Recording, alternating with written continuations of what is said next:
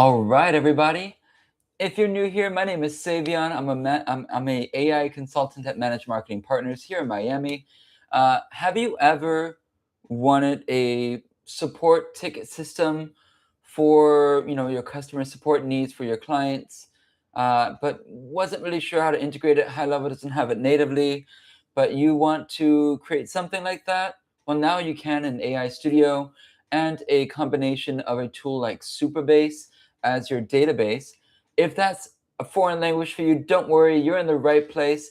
Again, my name is Savion. I'm an AI consultant. I'm here with Managed Marketing Partners to show you how to do some creative and useful things using HighLevel's AI Studio. Let's go ahead and dive in here, and we'll be able to begin with the layout. So here we are. We are in AI Studio right now. As you can see, I built a couple of other really cool options here using AI Studio. Including some using APIs and Instagram integrations and custom lead magnets. Well, today we're going to build like an internal tool for your customer support needs, right? So let's go ahead and begin with C, which is the consulting phase. Now here in AI Studio, this is a pretty common thing where it says, let's build a landing page, something amazing, a dashboard or whatever, right?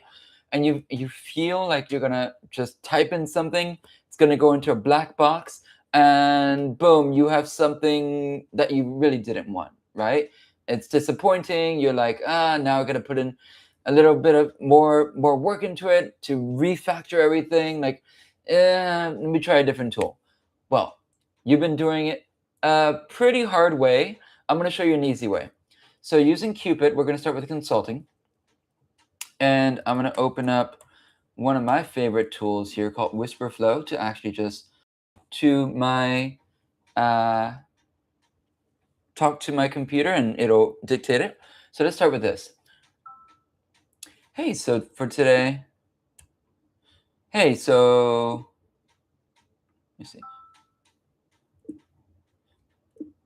Let me see here. Oh, it was letting me do it before. Apparently, I hit my weekly limit, so I am accepting donations if you want to. Submit, but let's see here. That was a joke, by the way.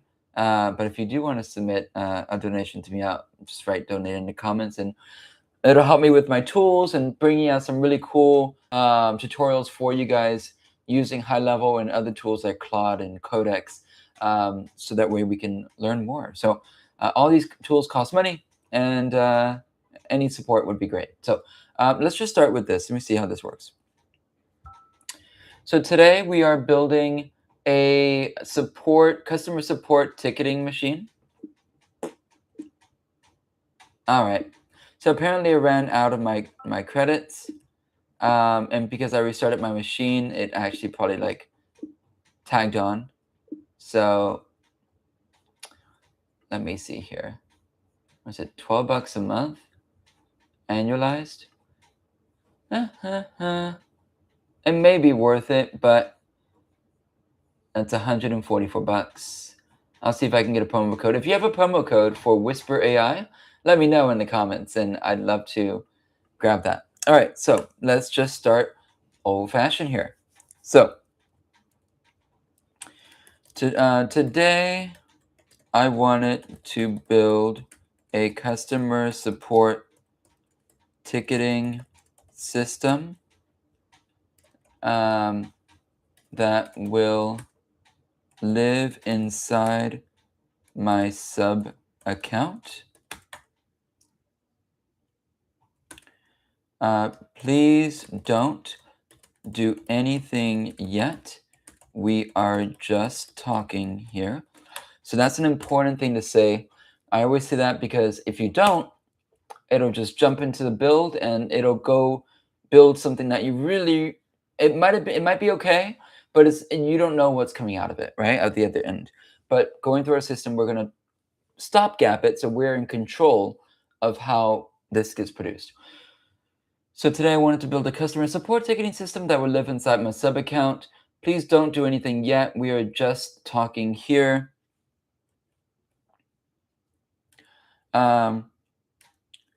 I run a creative agency, and sometimes my clients request support, and currently I have no way to track this.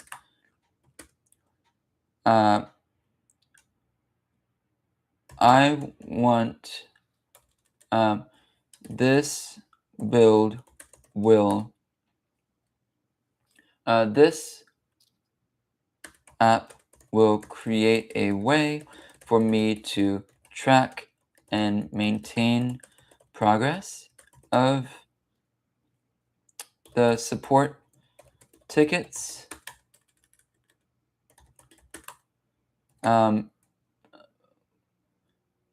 Think HubSpot's customer support ticket portal,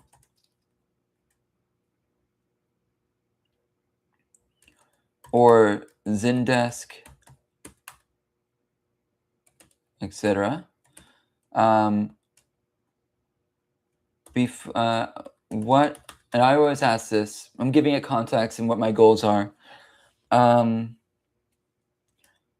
My goals are to be able to look up my contacts stored in the contacts of HighLevel inside of my support ticket app to connect them to the ticket so it's easy to keep track. I want this to be a full support ticket system.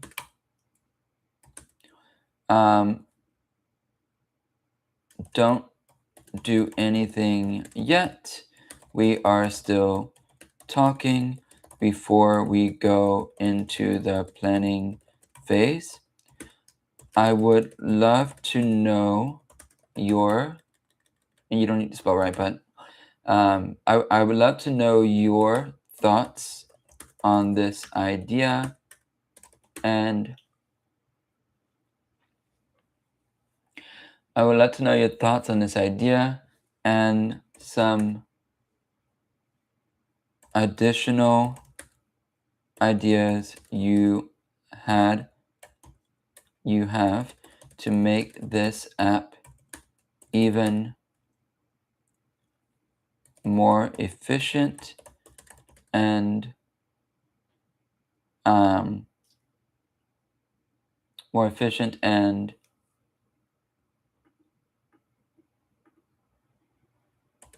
a better experience for staff. I'm also thinking of using, let's see, I would like to use Supabase. So now Supabase is a SQL database that you can set up, and it stores all the things, and you can even set up like logins and things like that if you wanted to, but this is going to be eternal. So Supabase, don't mean to scream at you. Where did that go? Supabase. I would like to use Supabase as my database. I already have a project in Supabase set up along with my publishable key and URL. Please let me know what you think. My vision is that the user will have different views what do you call it? Different views, list, Caban. What's another kind of view?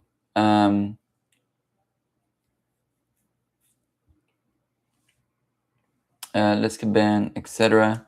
It'll find it. Please let me know what you think of this idea and other things you feel would enhance this app. Now, I am repetitive, and that's on purpose, just so that way you can hone in, don't do anything. I want your ideas. I want you to push me back. I want you to think of some things, and then we'll put this out there. I also want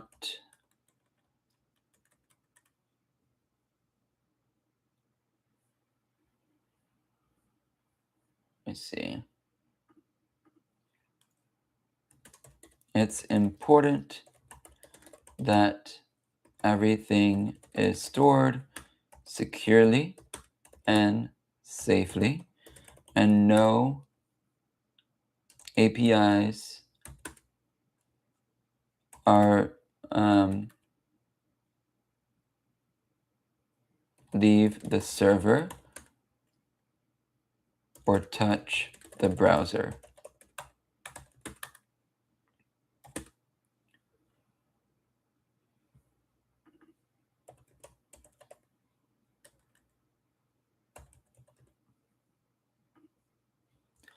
That way you don't get anything stolen.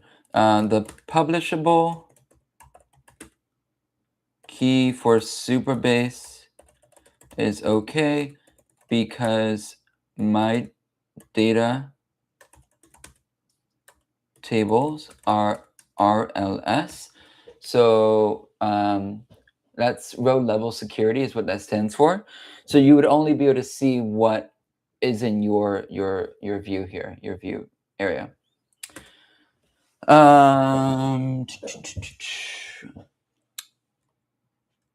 don't know if there, I'm just adding some extra stuff here. I don't know if there is a way to SSO this app with the current signed in user and location so that everything is properly tracked when changes are made, and we wouldn't have to implement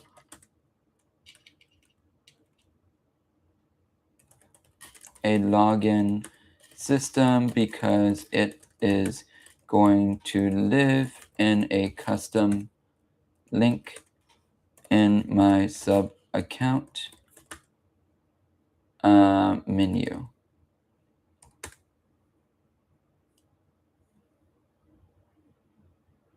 All right, I think that's plenty. We're going to go ahead and submit that. And it's going to process this. Now, this is using Ask AI, which is the same AI tool that HighLevel uses as well within HighLevel's AI suite. So it's all together. You're still talking to the main thing here, okay? So that's why it follows directions. It didn't build anything here. And let's take a look here and see what it says, because it's kind of technical, right? This sounds like a fantastic use case. Building a native feeling ticketing system directly inside your sub account is a great way to streamline your agency's workflow and keep everything centralized. Since we are just brainstorming, here are my thoughts on technical approach and some ideas to enhance the app. Technical thoughts, SSO, and context. Because this app will live in a custom menu length, the platform typically passes context like location ID or user tokens. Via URL parameters, we can capture these on a load to auto login the user and ensure your Superbase RLS policies lock data down to the specific location and user. Security and APIs, you are spot on about Superbase RLS. Since I build front-end React applications, we can safely use your Superbase publishable in-on key in the browser. However, to fetch contacts from your CRM securely without exposing sensitive CRM API keys in the browser, we can set up a super base edge function. The front end will call your edge function, which can then securely handle the CRM API communication on the server side. Look at that. Enhancement ideas for staff experience, SLA traffic lights, internal versus client notes, a toggle in the ticket thread allowing staff to leave internal comments for each other that won't be visible to the client. Yep. Canned responses, macros, quick insert text templates for common creative agency requests, asset delivery, yep. Activity timeline and audit log on the, yep, that's fine. Drag and drop attachments. I love this idea. I love all 5 ideas, and I think it would be a great idea to implement. Don't do anything yet.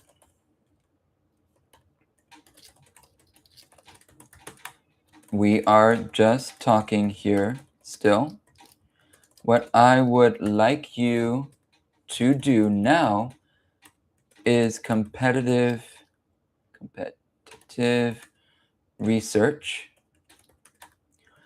Please do thorough research on competition with a focus on HubSpot and Zendesk as a North Star of what we are trying to achieve. With that research, let me know if you can think of other ideas we can implement and ways to make the app a better experience for the user. Boom.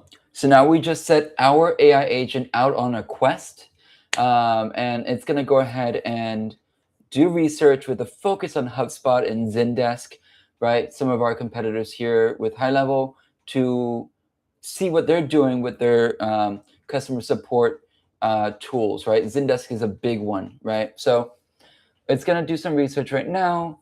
By the way, did you know that your AI Studio can actually do research for you? And again, that's because of Ask AI. It can actually go out and do that.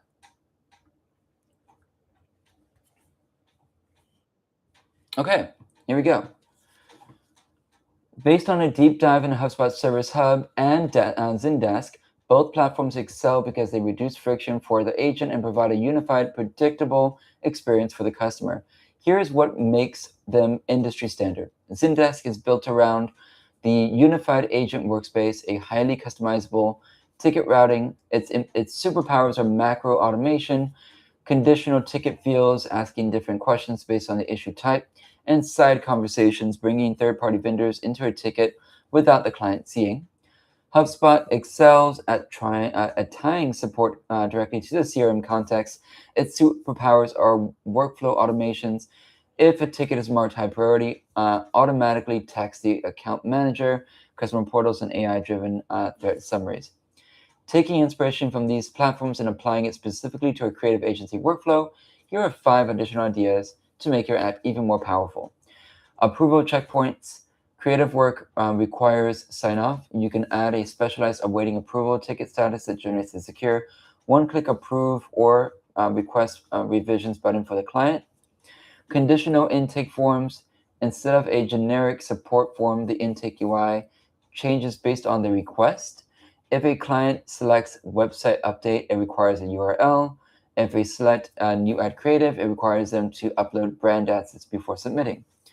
Time tracking and retainer management, a built-in timer or manual time entry feed on the ticket sidebar that allows your agency to track exactly how much time is spent on support request to measure against the client retainers or profitability.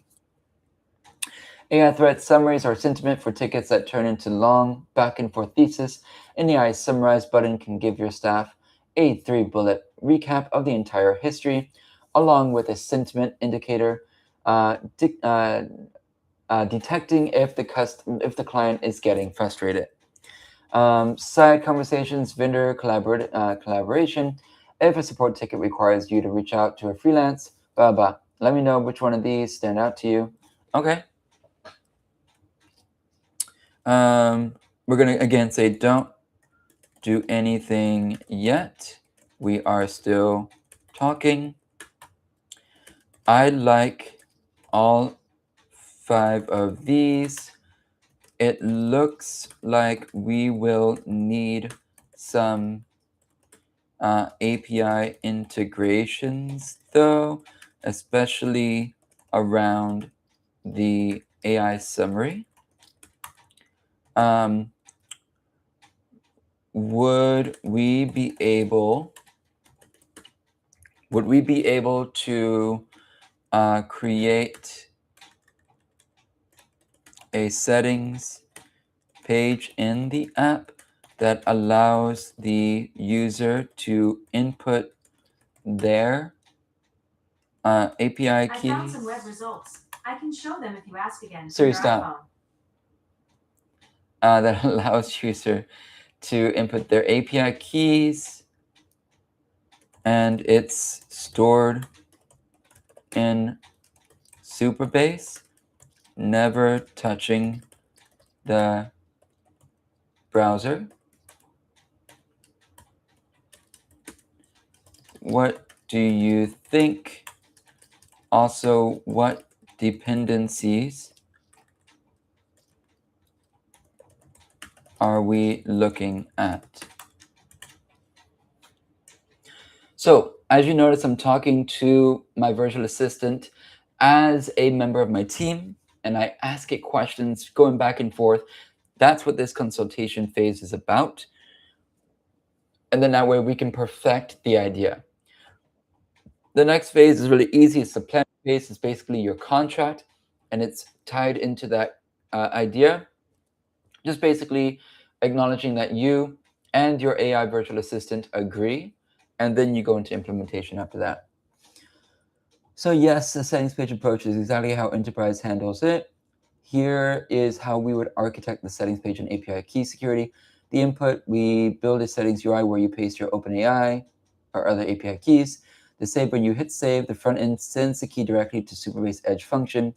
The storage, the Edge function encrypts the key and stores it in your Superbase database. The raw key is never sent back to the browser. The usage, when a staff member clicks summarize thread, the front end calls another Edge function. That server function retrieves the encrypted key, decrypts it in memory, calls the AI provider, and only returns the final text summary to the browser. As for the dependencies, you actually have a fantastic head start because your environment already has React Router DOM. Again, if you didn't know, AI Studio is built off of React. React took form, 10-stack React memory, blah, blah, blah. To build out the rest, we would likely need Superbase.js. Hello, Pangea, tip date FNS already installed, crucial for calculating SLA times. This is shaping up to be a really powerful internal tool. Let me know if there's any other questions or if you're ready to start mapping out the initial pages and database tables. If you feel we have thought through everything we need to, let's go into planning mode. I want you to create a technical brief of the app as if you are handing it to a developer to build on. Just handing it to a developer. Make sure this brief includes all details like what we are building, how we are building it, why we are building it, the technical breakdown, the concept, the visual goal, the dependencies. And again, you don't need to know how to spell to do this, so I'm just going to, on purpose, leave that misspelled. The dependencies, the file scaffold, and the phasing of how the build will be made, along with specific build instructions for security and data protection.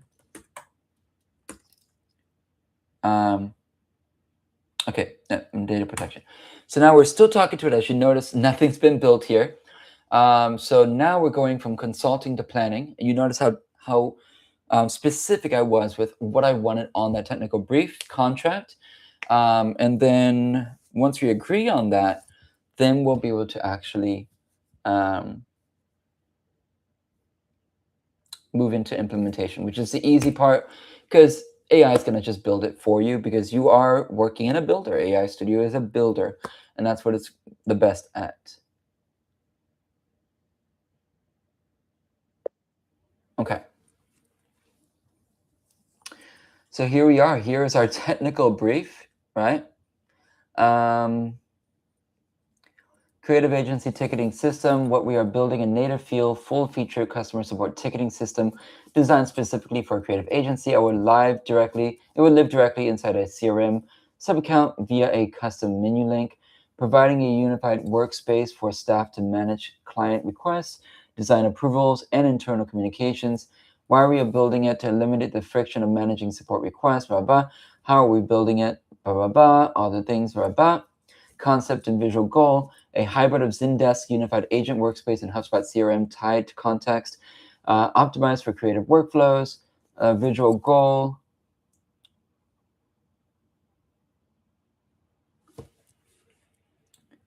I want to make edits to the plan.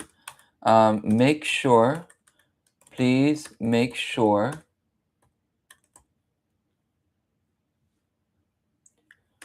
that you thoroughly describe in the concept and technical breakdown how everything will tie into HighLevel, i.e. custom fields that will be made,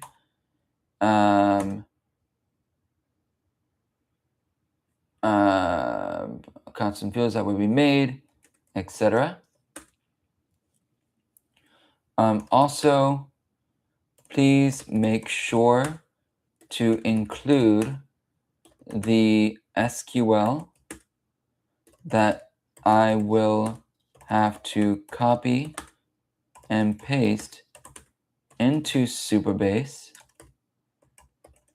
to create the database setup we need. Don't do don't do the build yet. We are still in planning. Please update the plan.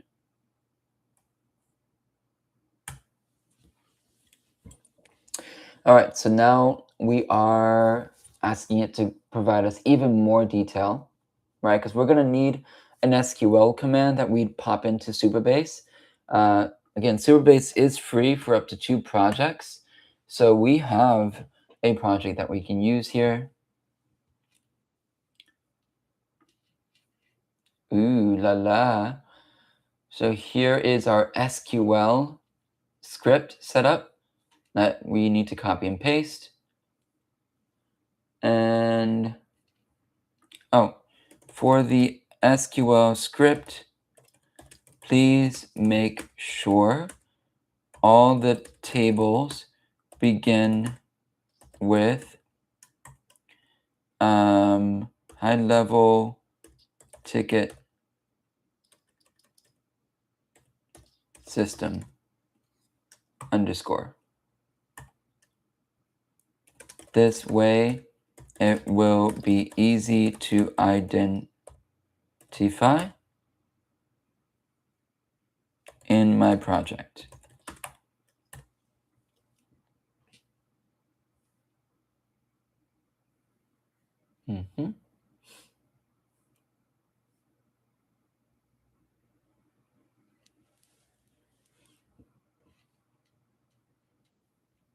Okay, perfect.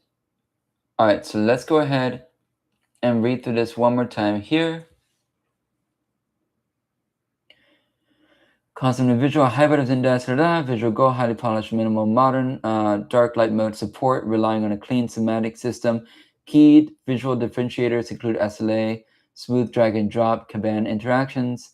Technical breakdown CRM integration strategy to make this true HubSpot-like experience. The app must communicate seamlessly with your CRM.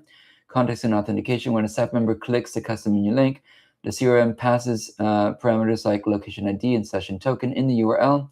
The React app captures these to authenticate the user and lock all database queries to that specific location ID. Yes, that's perfect.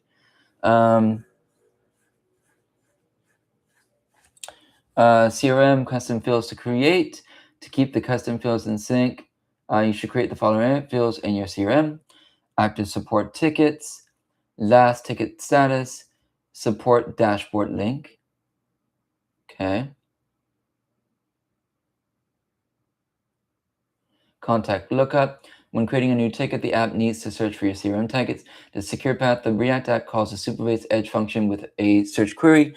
The Edge function securely holds your CRM API key, queries the CRM contacts API, and returns the list of names, emails to the React front end.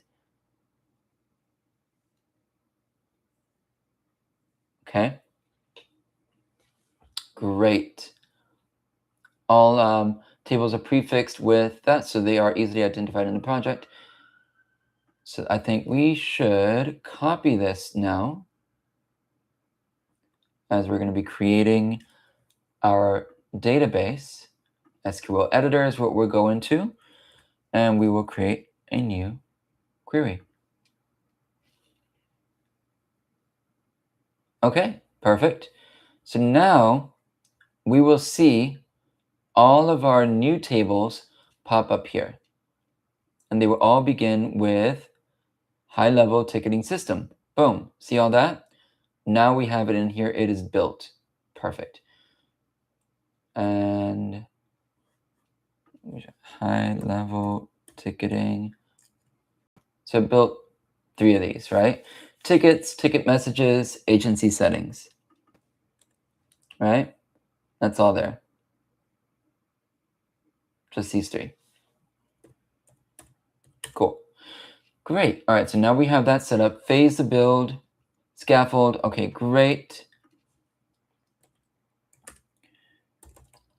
Okay, great. Don't do anything yet. Will I just submitted the SQL command, and the tables are now in the Superbase project. I have the publishable URL and key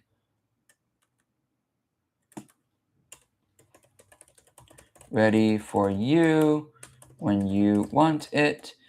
Is there any manual work I need to do on the Superbase end for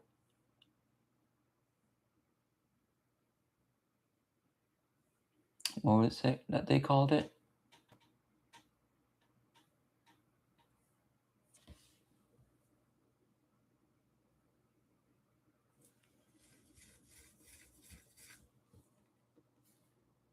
Edge function.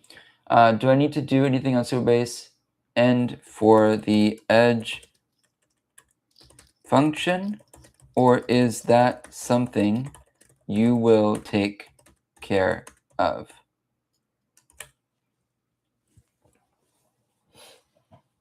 So see, I'm talking to it like you, just having a normal conversation with it, just like it's a member of my team, and we're going to be building something amazing. Okay, that's great news. For the edge function, I will write the exact code for you, but you will need to do a tiny bit of manual work to deploy them. Since they live secretly on your Superbase server, you'll just need to run a few quick terminal commands using the Superbase CLI to push the code up. I will give you the exact copy paste commands when we reach that phase. Whenever you are ready to kick off phase 1, just drop your Superbase URL and the publishable anon key, and we will get to work. All right.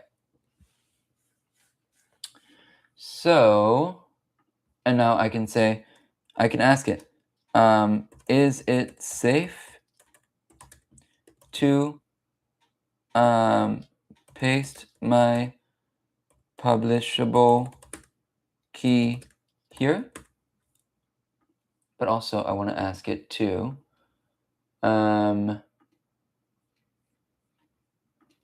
so it's just called publishable key. It is a publishable key. It's easy. Yeah. All right. So it's a project URL.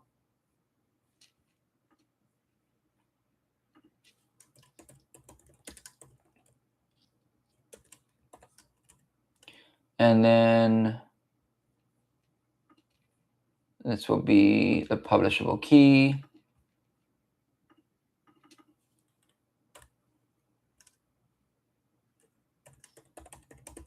Because it is publishable, so it's meant to be browser facing, so anybody can find it in the browser. But we are secured with the RLS on our database, so that's fine.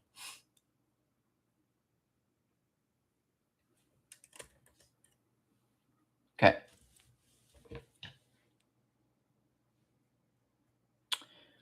So we are submitting this right now.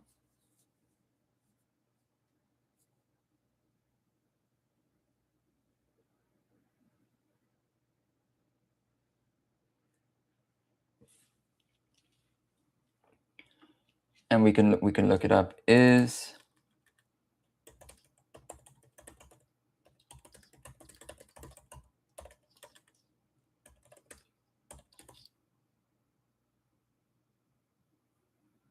save to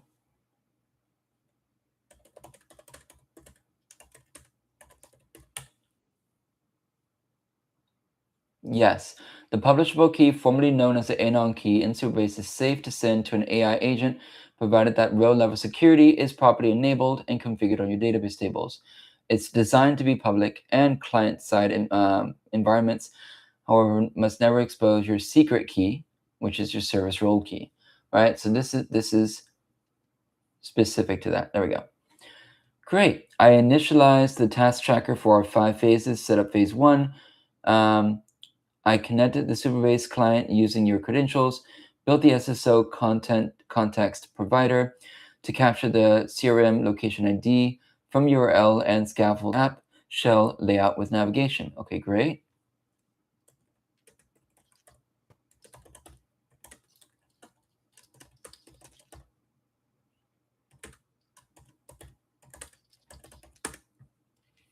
And we can look at the phases here, phase 1 through 5, right?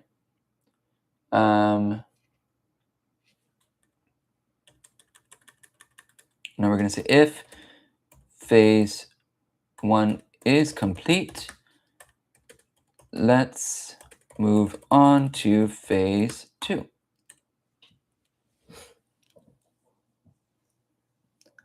Great.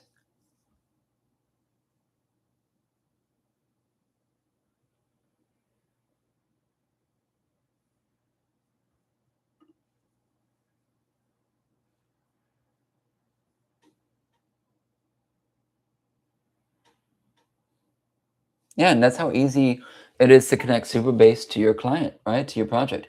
The SSO context provided to extract the location ID from the URL and core app shell layout.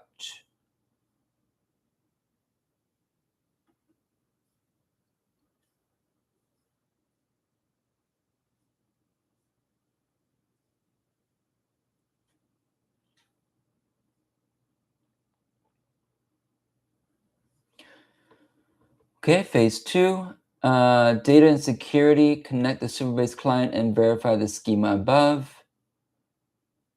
Phase 3, build the UI for the Kanban board and list views. Just building some more stuff for us here.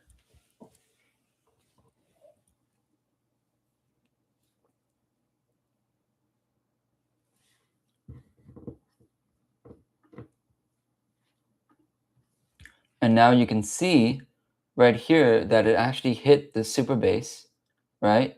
So we can see that our app is now touching that.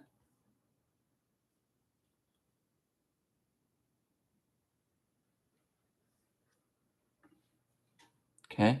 Phase 2 is complete. I've set up the TypeScript models, Superbase API service layer, built the create ticket model with the form.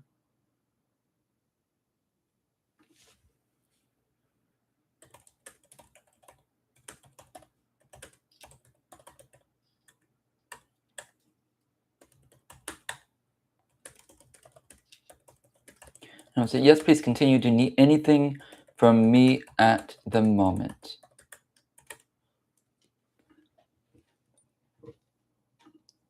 Okay, we have a working, what do you call it? We do have a working navigation menu here.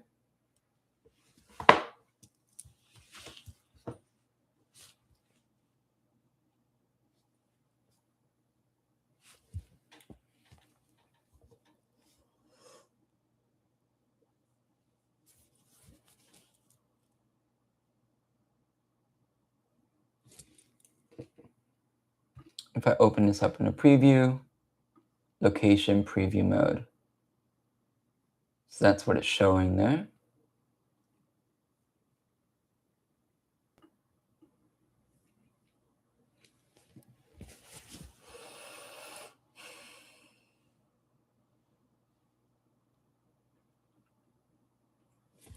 So it is creating some stuff right here. If you're ever curious as to what it's doing, you can go ahead and click on the little chevron and you can follow along.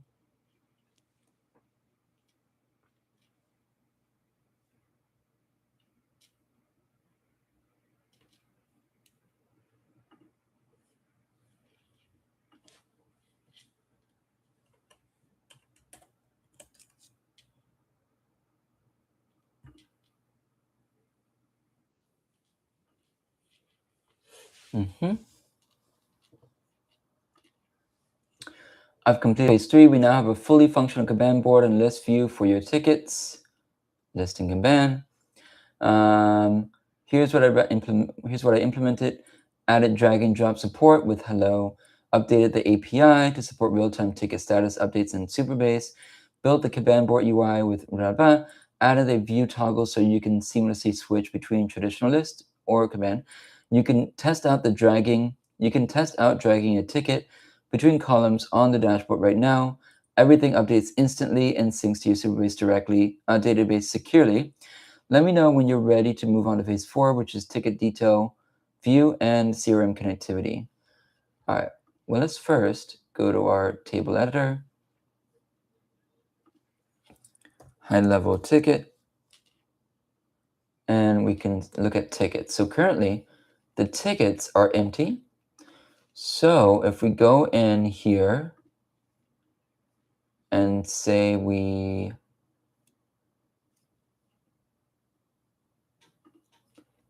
create a ticket,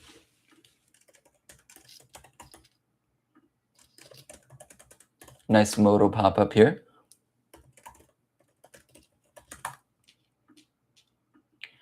Okay, right, because this will be pulled actually from HighLevel. That's the intent, we're going to be able to get that working in future phases here. We're going to say this is a high priority. Failed to create ticket. All right, so let's see what's going on here. We're going to take a screenshot of this, and we're going to send it. And we're going to say, hey, I tried to test out what you built so far, but for some reason, it's not allowing me to create a ticket. Am I supposed to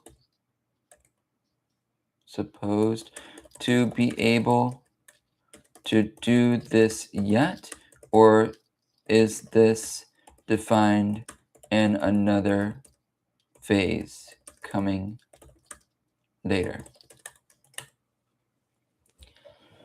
So those are really great questions, right? If you want to know if something's failing now, right, and it's not supposed to, then yes, it needs to fix it in that phase.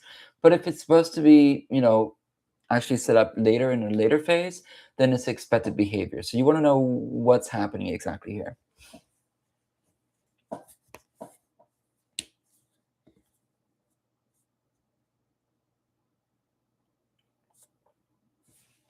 And if we go to our ticket system, we should not see any tickets here.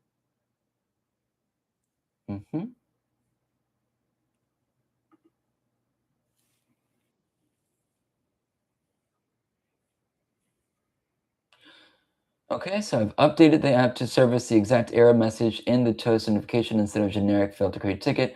Given that you're using Superbase with RLS enabled, we are interacting with it via the publishable key. This is almost certainly an RLS policy issue. If RLS is enabled on customers and tickets, but you haven't added an insert policy that allows anonymous or authenticated users to write to those tables, Superbase will reject the request. So try creating a ticket again. The toast will tell you exactly what Superbase is complaining about. New row violation, row level security policy.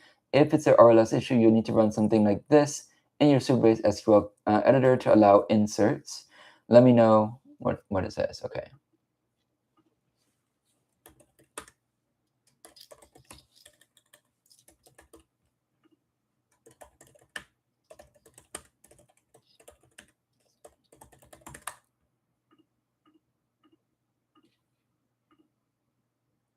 No location ID.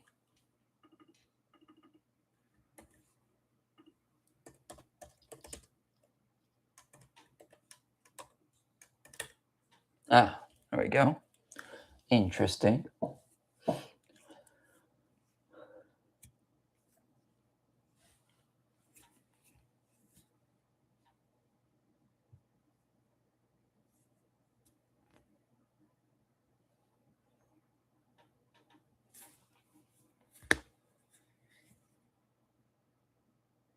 Okay, look at that. It was able to actually grab the location ID right here, and that is correct. See, our app is working properly here. Now it's dynamic, so it knows which location to tie the RLS to. I just published a fix. The issue was that because you're viewing the app in a standalone preview link rather than inside your CRM iframe, the URL didn't contain your location ID. The app specifically blocks ticket creation if it doesn't know which location to attach the ticket to. I've attached the authentication context to automatically inject a fallback location ID.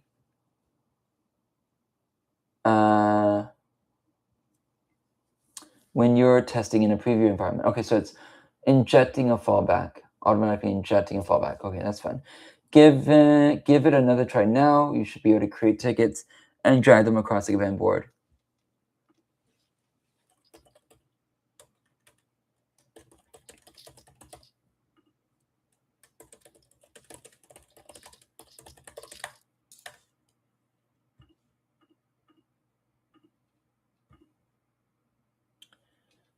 Okay. Customer fail could not be, okay, here's another error.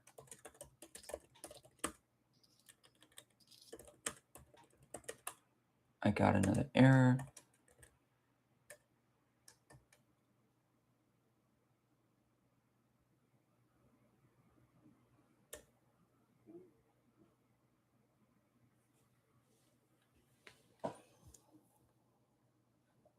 Could not find the table. This error happens when Superbase's API Postgres hasn't updated its internal cache to recognize the newly created tables yet. To fix this, you need to force the Superbase refresh its schema cache, and you can do this by running this single line of SQL in your Superbase SQL editor. So we're going to copy that. We're going to go to SQL editor, paste it, and run it. Great. Alternatively, you can go to Settings, API, in your Superbase dashboard and click Reload Schema Cache.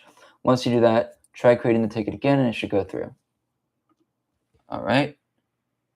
Create ticket. Let's refresh.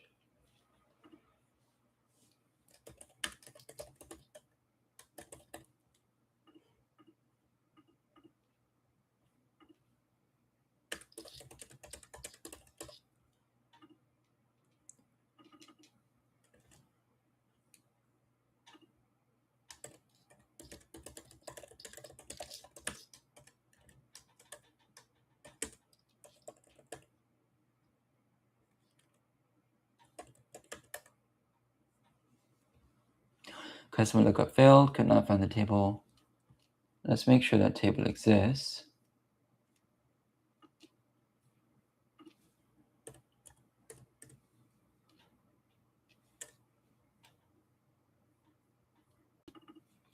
I don't see that table.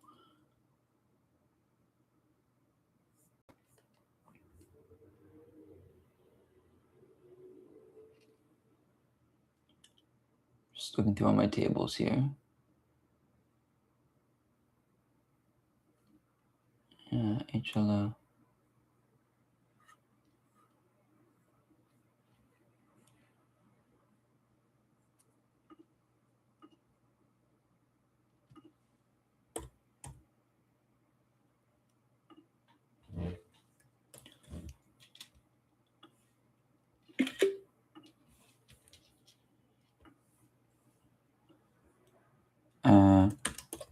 I've attached the tables that I see were created just in case we are missing something.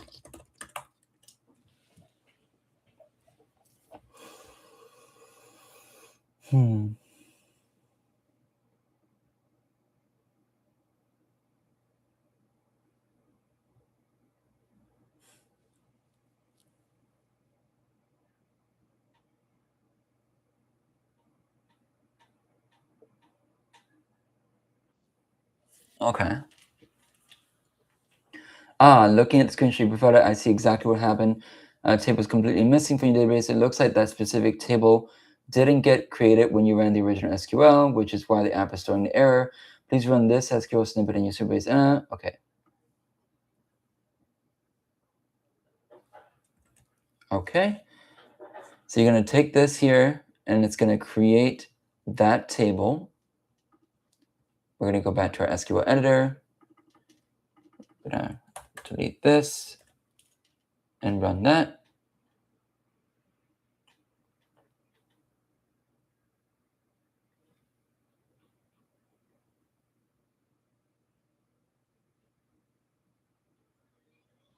Okay. And it is done. Basic policies allow the app to interact with the table. Okay.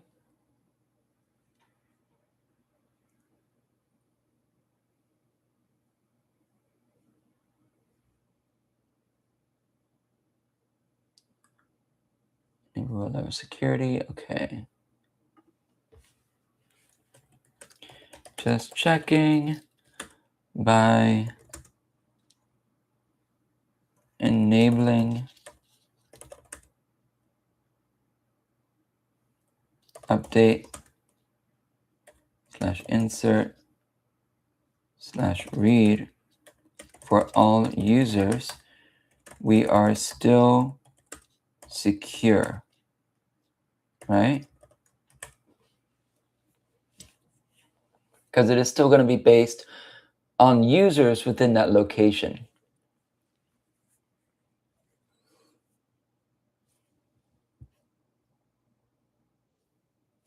That is a great catch. Right now, using true makes the table publicly accessible to anyone with your publishable key, which is fine for our current testing phase, but not secure for production.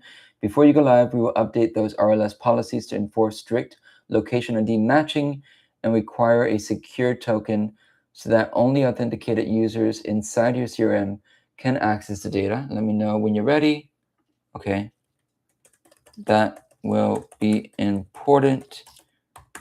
Should we do that now, or will you remember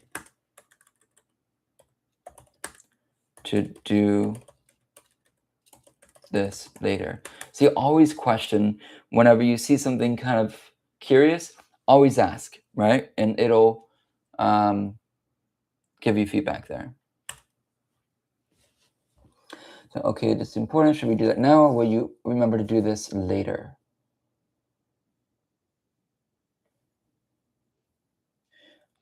I have this locked for phase 5 security deployment, where we will lock down all table policies together before you go live. Let me know when you're ready to start phase 4. Okay, cool.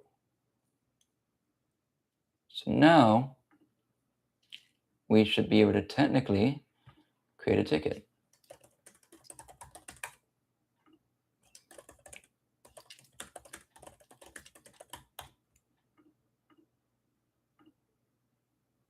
Okay, ticket creation failed, could not find the customer ID column. Jeez. But at least it's giving us progress for errors. The errors that we fix will all come together. I'm getting this.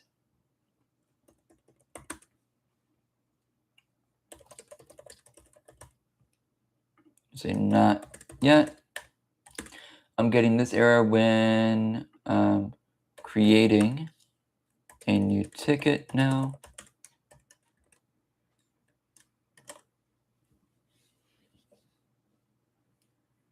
So let's see if the customer column ID, or customer ID is in that column.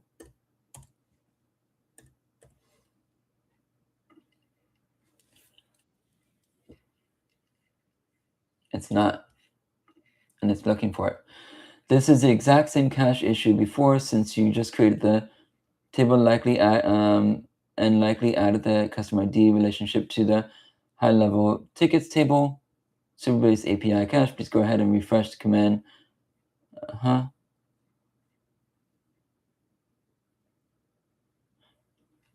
you clear the cache, so double check your HighLevel ticket system tickets table to ensure the customer ID column was actually created.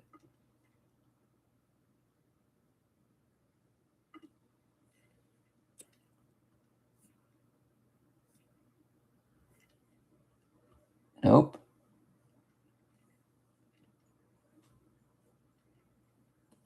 So it missed out on some of the, it's calling it the contact ID. So I'm going to screenshot that.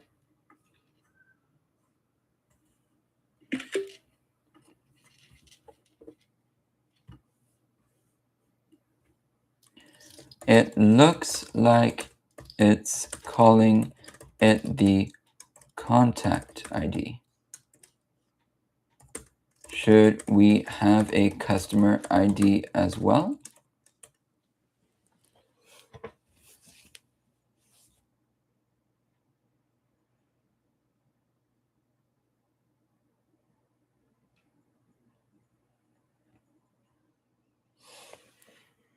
Yeah, I think contacts is more because HighLevel uses the word contact.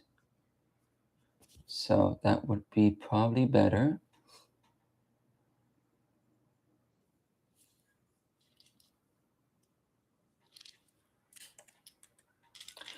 You were spot on. Looking at your screenshot, the HighLevel tickets table was originally created with content ID directly on the ticket itself. However, since we just created a dedicated high-level system customers table in the previous step, to make this a truly relational database, which is much better for CRM, we absolutely should use a customer ID to fix this, make the code work perfectly. You just need to do a quick update and you go to high-level tickets table, click insert column, name it customer ID, set the type to UUID, and add foreign key relation. I'm going to ask it to just send me the SQL for it, because I don't want to do anything manually here. Can you just send me the SQL for this, please? I'm very polite with my AI.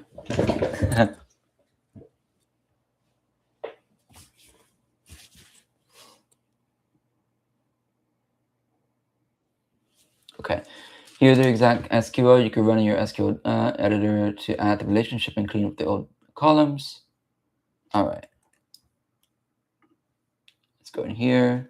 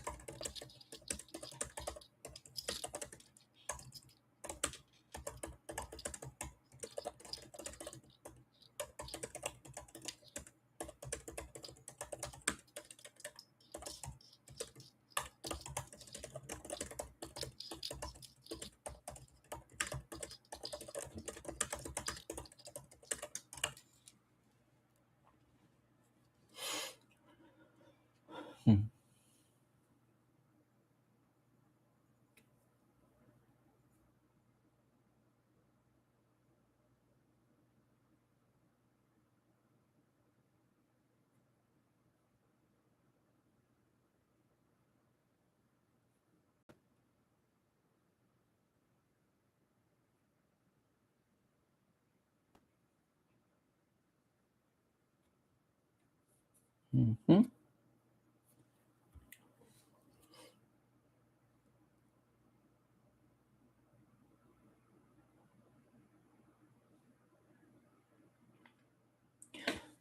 And actually, once we get this built out, I might be able to set this up depending on how this works. As a, well, I probably wouldn't want to make it a snapshot because it has my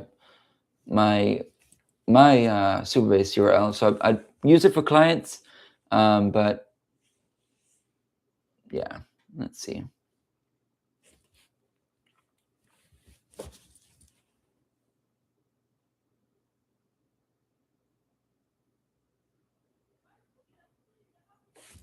So right now, I think it's editing everything that said customer ID to change it to contact ID.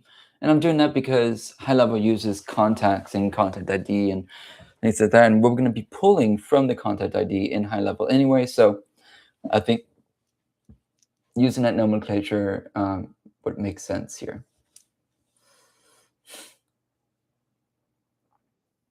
Okay.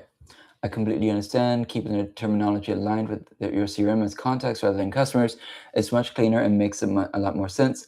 I just updated the entire front code to use contact and contact ID everywhere so that it matches exactly what you want.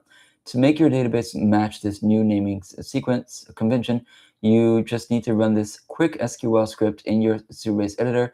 It will rename your customers table to contacts and rename the customer ID inside your tickets table back to contact ID.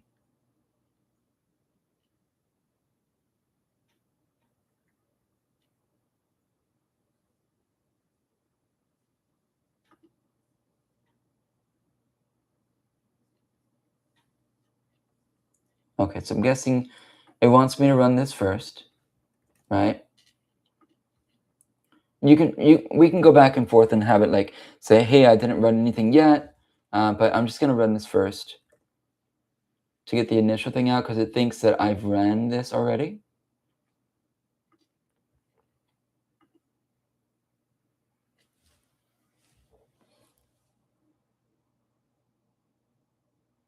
Okay. And if we go back here now, we can grab the other SQL. We're going to update that.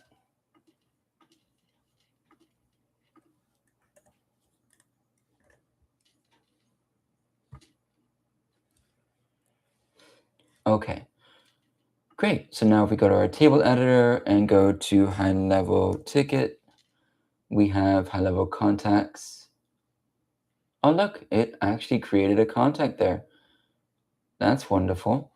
But so it created the contact, but it didn't actually create the, and look, it put the location ID and everything, but it didn't actually create the ticket. Great. But now we have contact ID there, and that all works wonderful. So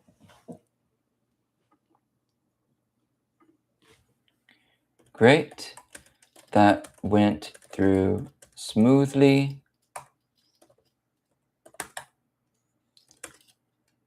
Let me try creating a ticket again, and I will let you know how it goes.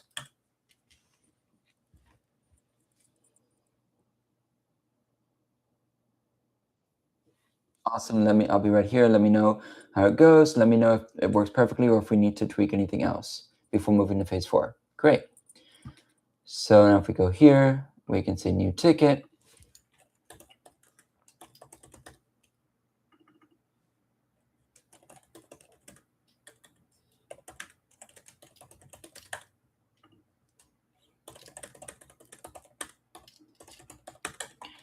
And now we can actually tell that the connection is there. Ticket creation policy, new.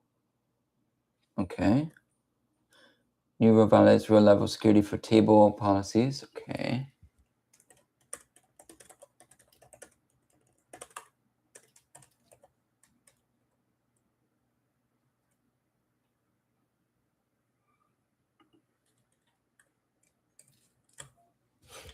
So we just paste the error. It's gonna tell us what to fix. We're still in a preview, so it's not live yet or anything like that yet. So we're still in a good place here. Okay, looks like the roll-up security policy on your ticket system is blocking the insert. This happens when the table has RLS enabled, but doesn't have a policy that explicitly allows new rows to be added. Since we agreed to leave everything open for testing and lock it down in phase 5, you just need to run this quick SQL snippet to allow all operations on both tables. Cool. We're getting closer, guys. We're gonna run that. Run.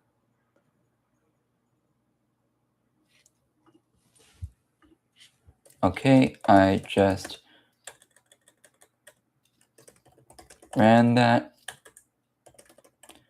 Let me try again, and I will let you know.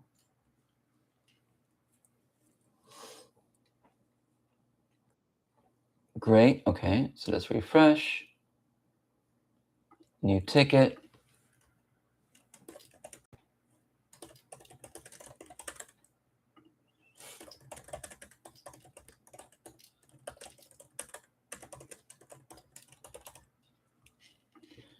Okay.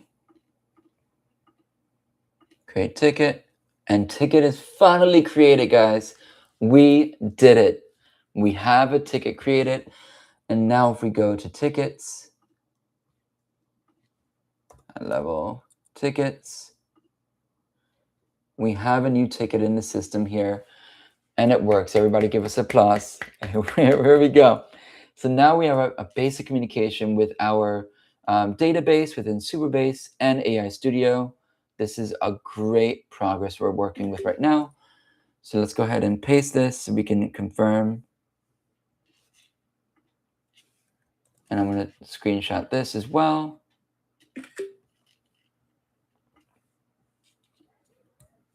Great. We did it. Good work. If you are ready, let's move on to phase 4, please. And then with this, we can actually move the ticket over. And it should update here. Status in progress, right? And if we move it to resolved or closed, we just hit and we refresh, status is closed. Fantastic. So we're going to just put this in progress for now.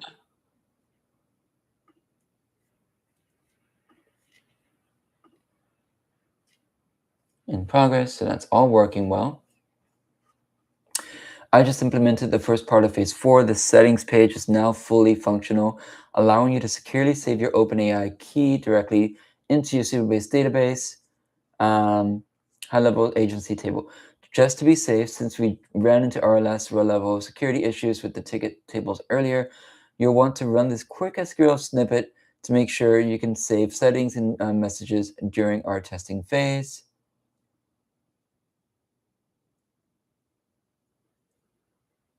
All right, so that's just related to our policy here for our ticketing system.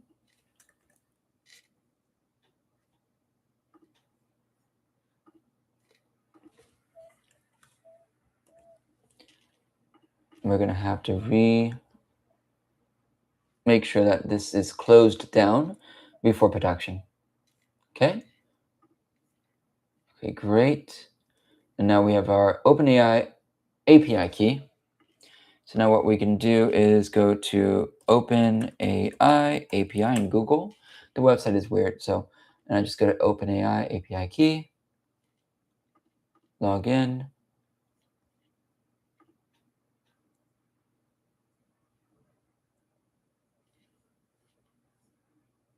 Right?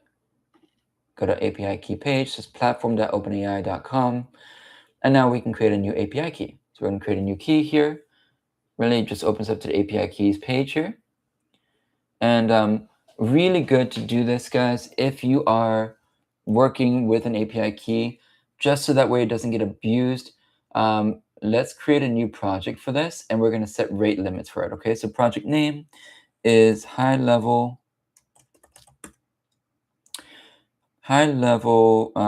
ticket support system. Okay, that's our project, right?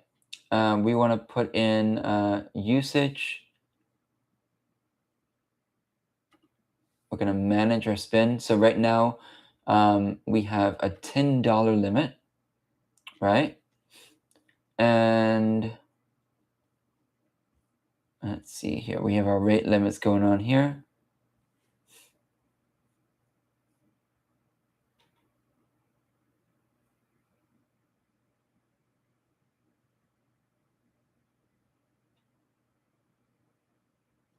Or tier 2 because we purchased a few here.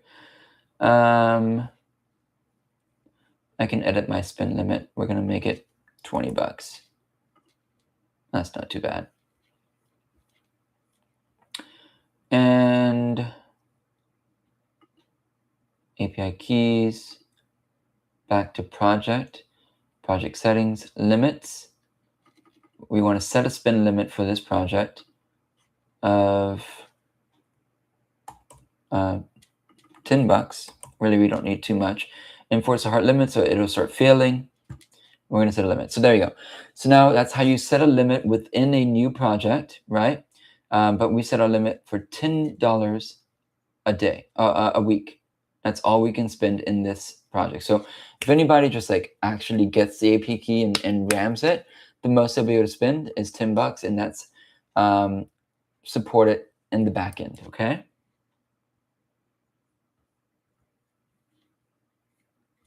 All right. So now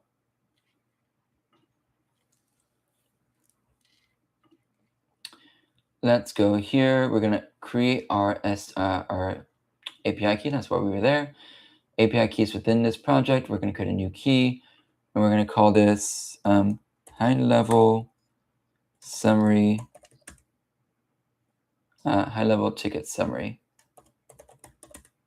smart ticket summary.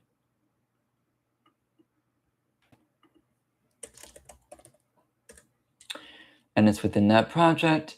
Now, what I'm going to do, guys, because API key should never be revealed, I'm going to go ahead and open it. I'm going to move this over to my private window here, and I'm going to create the key. Because when you click on create key, it just creates the key, right? And let's just make sure this gets blocked out. Yes, it does. And we're going to go to paste and save settings. Could not find the OpenAI key column of the agency table in the schema. All right. Here's an interesting error. We're going to go ahead and paste that in.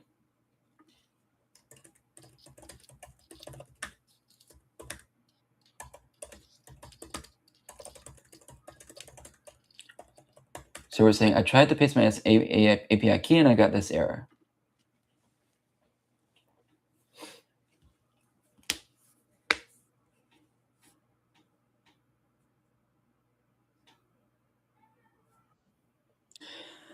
This is the exact same caching issue we ran into earlier. Superbase API hasn't recognized your settings, so we're just going to go here.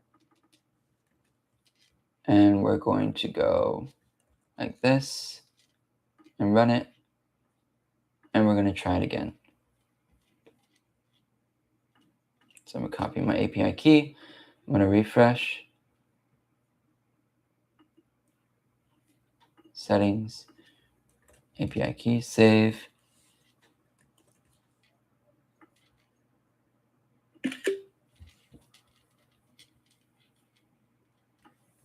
We're going to paste, we're going to screenshot and drag it back over.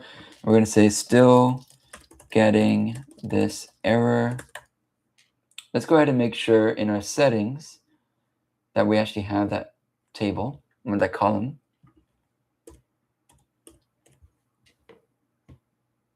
Agency settings.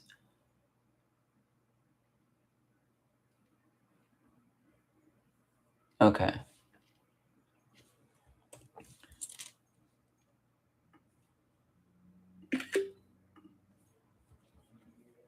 We're going to say these.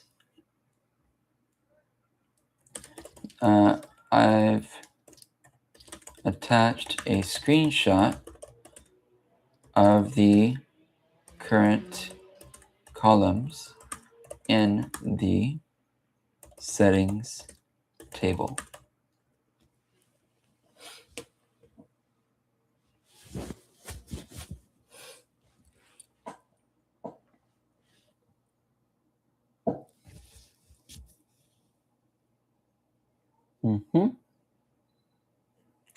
So now it's editing the actual index file, as we can see, to match the encrypted token that we should have there.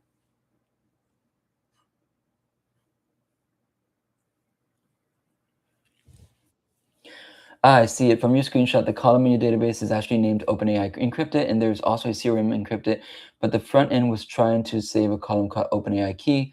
I just updated the code base to match your actual database schema. Try saving your API in the settings one more time, and it should work perfectly.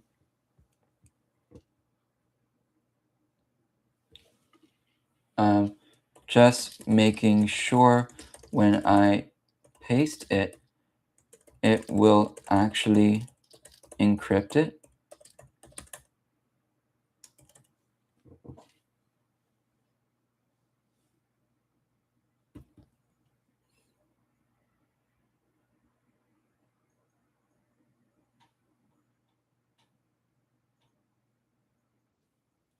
Right now, it saves the raw key into the column named OpenAI encrypted and relies on Superbase's row-level security to keep it private from other users. If you want true encryption at rest, so it's unreadable even in the database, we can set up Superbase's PG crypto extension. Would you like me to implement that? Yeah. Yes, please.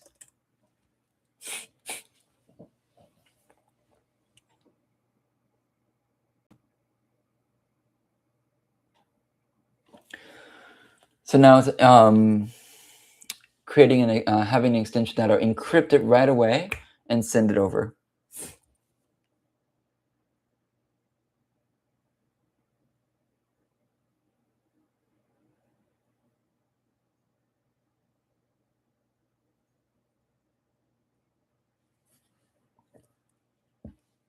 hmm So not only are we trying to be careful on the front end, but we were also careful on the back end by setting up that rate limit, just in case, stuff happens with AI, or your API keys or whatever can happen. People are good these days. It'll be rate limited, so nobody can actually spend thousands of dollars on your API. It's an easy fix, right? Just setting that rate limit secures you and keeps you safe from spending a lot of money.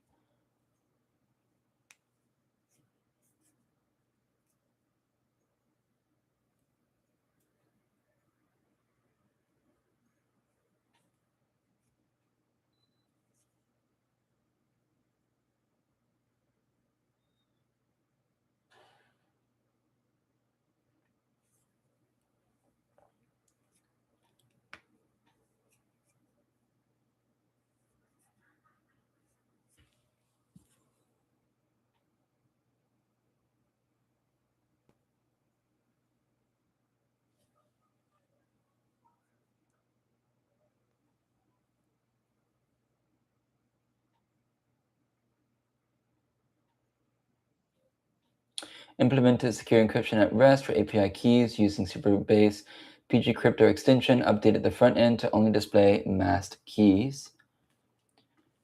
I just want to be sure again. The key never leaves the server or and never gets exposed to the browser. Correct?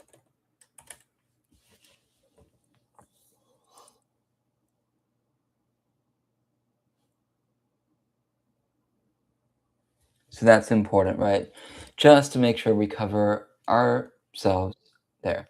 Yes, absolutely correct. Once you hit save, the key is sent securely to your Superbase server where the PG crypto function encrypts it. And when the app loads to your settings later, the database only returns a simple true or false.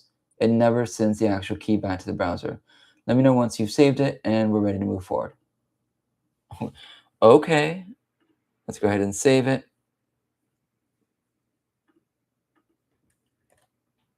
Save. Your agency successfully has been updated, and we should see the new settings there. Let me see something.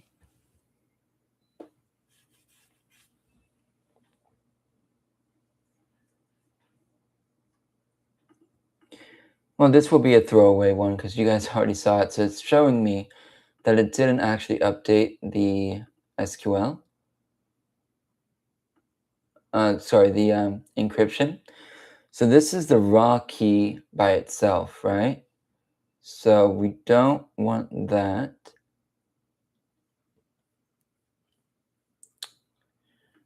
I'm gonna go ahead and just copy it here because I'm gonna change this over. I'm gonna delete this and create a new one for you guys. But so we have our key. I'm gonna take a screenshot here saying, hey, it didn't actually encrypt my key.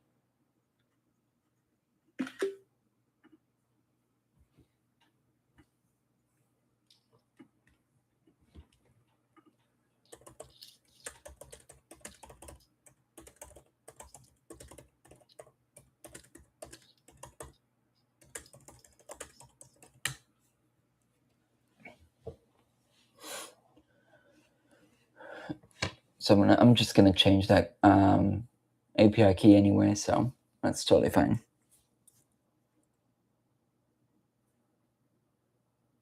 We just want to make sure the encryption works. So the actual key is not just sitting there in plain text in your database. That's important.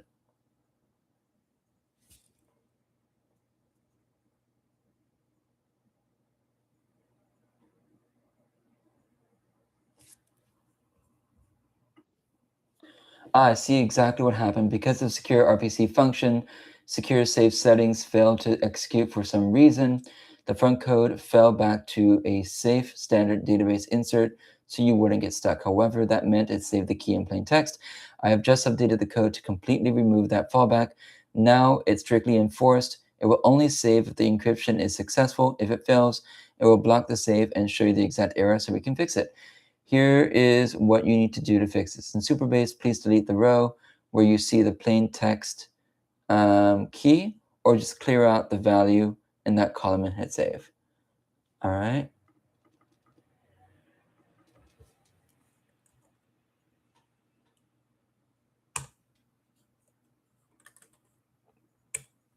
Okay. Or you can actually delete the row as well. Delete row.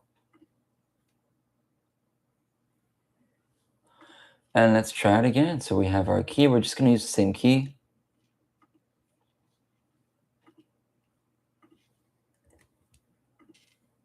Okay.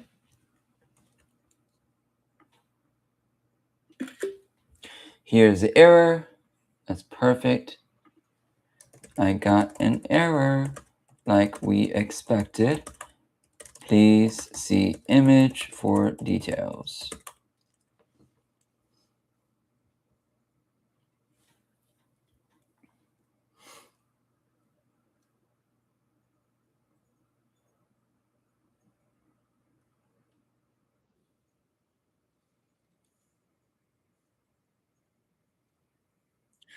See, the error could not find the function the function, say it means the secure RPC functions haven't been created in your Superbase database yet, or the cache just hasn't picked them up.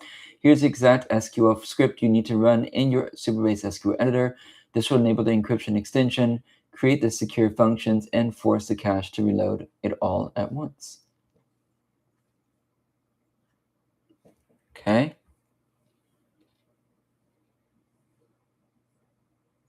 And you just want to always make sure that it's pertaining to your tables that you're working on, and not your whole database, right?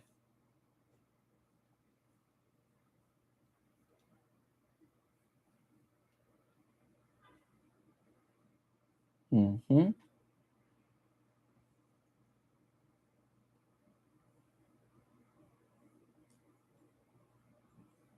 Got it. All right, so that looks good. Let's go to SQL editor. One rows. Normally, I would do something like this in just Claude because it can be quicker because it has CLI connections, like actually like a connector with Superbase. It would be really cool if HighLevel is able to enable connections, like connectors to different services, and even cooler if we can get like that connected with Higgsfield, and we'd build like the possibilities would be limitless if we were to get connectors with HighLevel AI Studio. Are you guys listening? That would be amazing. Okay. Let's go ahead and try it again. Your agency has been successfully updated. Okay, cool. So now we have a new table. And look at that. OpenAI key encrypted. And it actually is encrypted there. We can see it like that. It doesn't begin with SK proj. It begins with some weird stuff there. Perfect.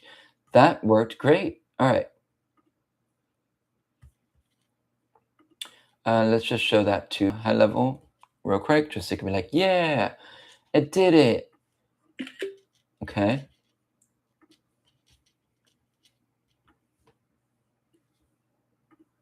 Great. Looks like that worked. Thanks.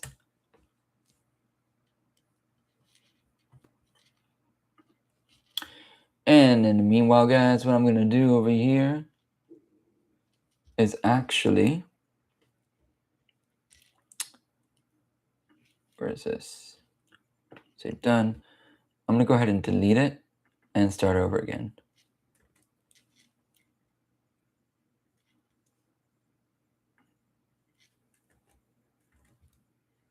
because you guys knew that key. So I'm going to delete the key. I'm going to delete the row here.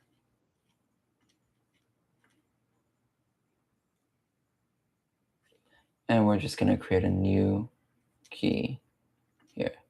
Refresh, tickets,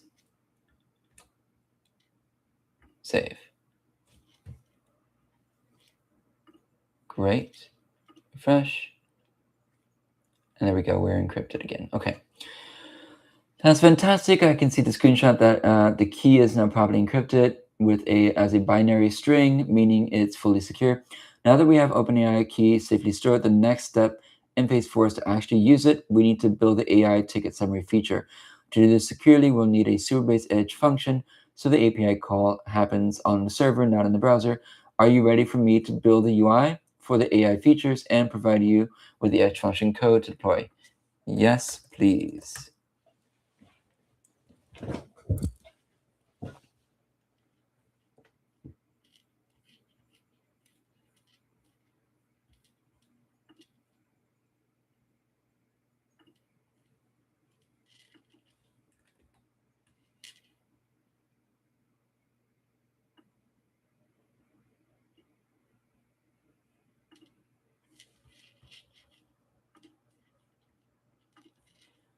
I need to delete that row one more time here. Refresh that. Okay.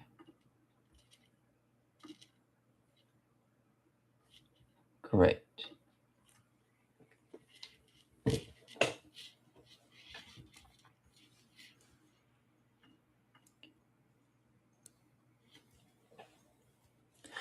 So now we have our new key set up. I trashed the other one, guys, so don't try to use it because it's gone. It's been revoked. We have a new one there.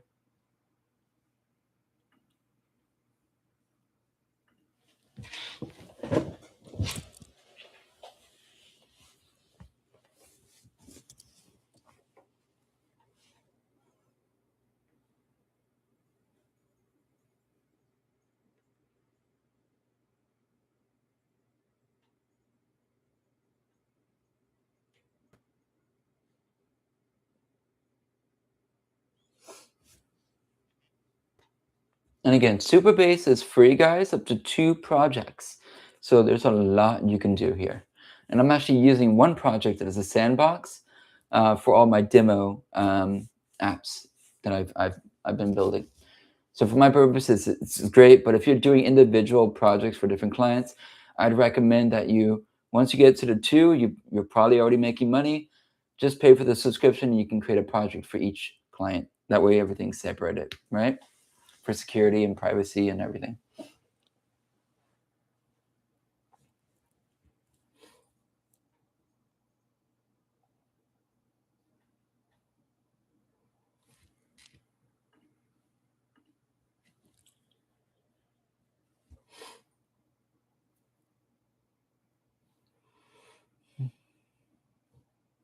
So we can see what it's working. If we're bored and we just want to see it working, we can see the progress right here.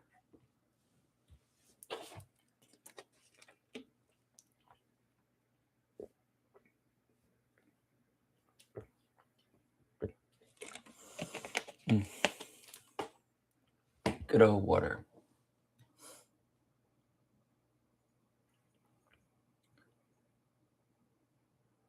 Now it gets really exciting as well when we integrate HighLevel's API to be able to pull up the client's the contacts dynamically, and then associating it dynamically, and it just works internally, and then it really feels cohesive at that point.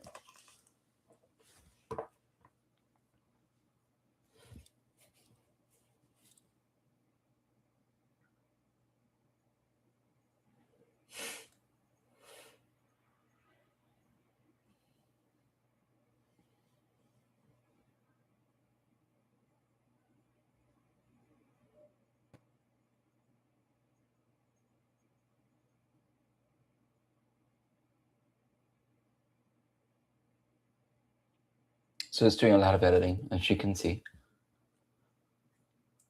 what it's doing is it's creating the ticket details modal. See right here, this is new. Original request, this ticket creates demo for, and we can have a conversation in there. Oh, and there you go. Here's the AI assistant. That's great.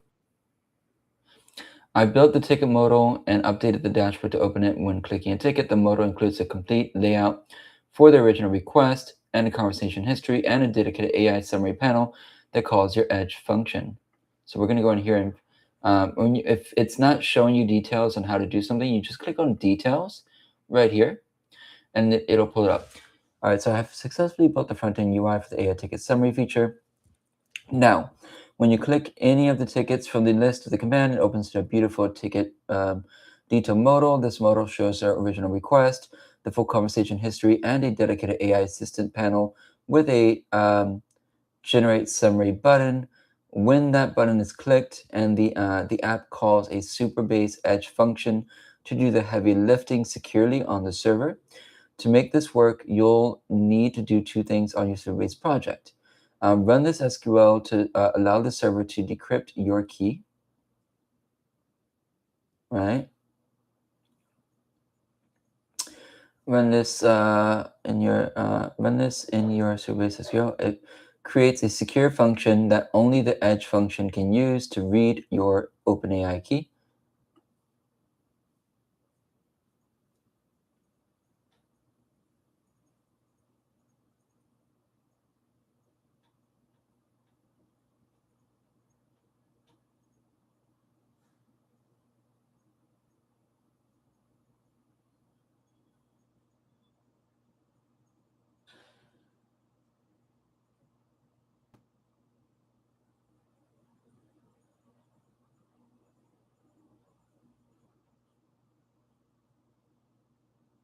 So still using our high-level settings. There we go. Where location ID equals location ID. Okay. So this is step one. We're going to go into our SQL. We're doing great, guys, here. We're going to run this. Okay. No return rows, so we're looking good. Success. Deploy the edge function. If you have the Superbase CLI installed locally, you can create the deploy edge function, run this in your terminal, then replace the contents of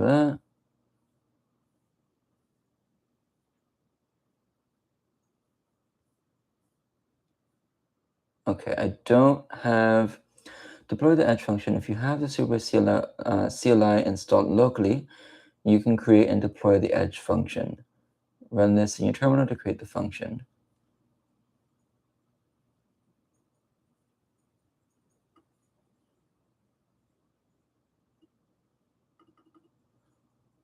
I don't have the CLI.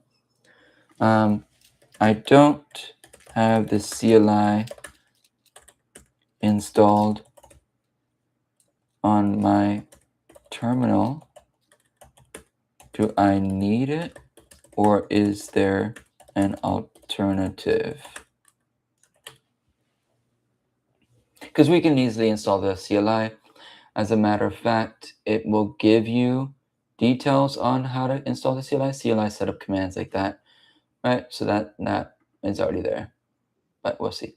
You don't need the CLI. You can create and deploy the Edge function directly from your Superbase web dashboard. Go to your Superbase project dashboard and click Edge functions. Click create a new function, name it exactly that, and paste the code I provided earlier in the preview. Okay, we can do the manual way, just so you guys can see it. Go to your CLI is going to be much faster. It's just gonna do it for you. Okay. All right. Here we go. Go to Superbase project. Click on Edge functions in the left sidebar.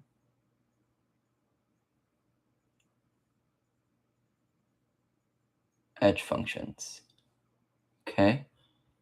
What else does it say? Create a new Edge function and name it exactly this.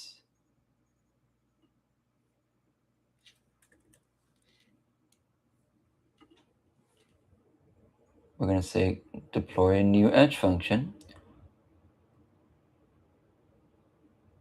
We're going to write and deploy it in the browser.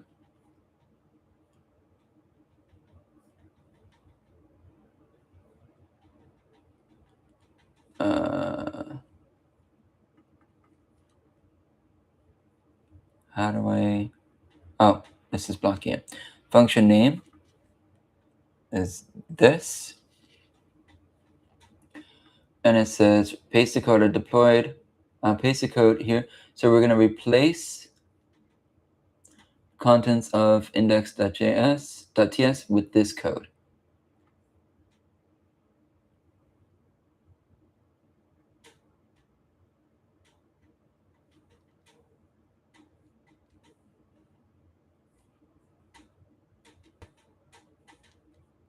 Okay.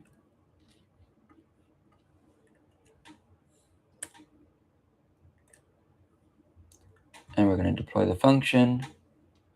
Function is successfully deployed. Function configuration. All right, here we go. Note Superbase URL and Superbase service role key are automatically applied by Superbase in the dashboard, so the code will work as is. Let me know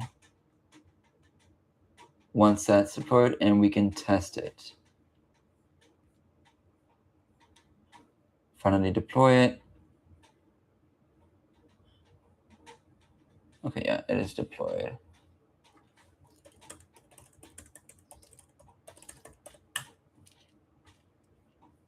Okay.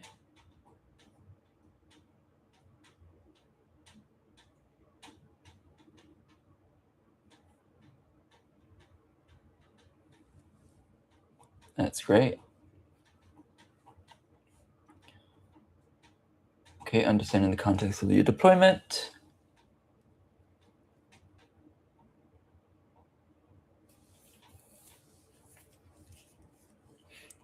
So this is more of a complex tutorial, guys. So it is a little bit longer. We're going step by step.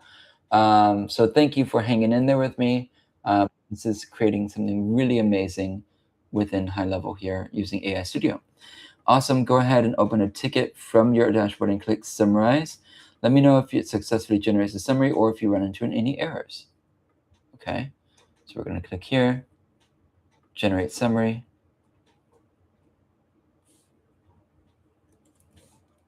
Okay. I'm going to say, I got this error. So yeah, this implementation phase that we're in right now does take the longest time to do, right? So we did consulting, we figured out the whole idea of what we wanted to do. That's our base. The planning is our contract that we're, us as humans and the AI virtual assistant agree. And then the implementation part is just working out the kinks and seeing your vision come to life here. So figuring out exactly where the edge function failed, we need to check the logs in Superbase. Could you go to Superbase dashboard, edge functions, click on generate summary, click on logs. Okay.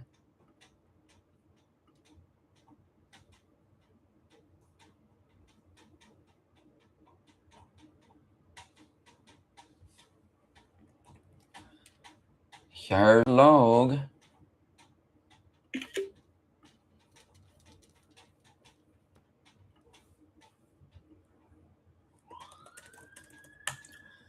Here you go. And let me know what exact error message says in the log. That'll tell us what went wrong.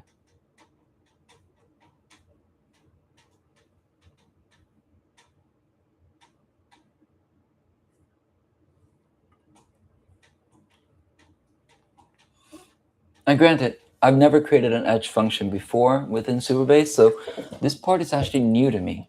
But it's creating a secure connection to be able to facilitate this for our API purposes to keep everything server-based and keep things safe, right? We could easily just pop in the API. You shouldn't do that in the code, but we're not going to do that because that's not safe at all. People can steal the API key and do bad things with it, and you'll end up with a really bad bill, but also it's not secure or safe. But also in the back end, we created that rate limit for $10 a week. So we're protecting ourselves even if there is a leak, right?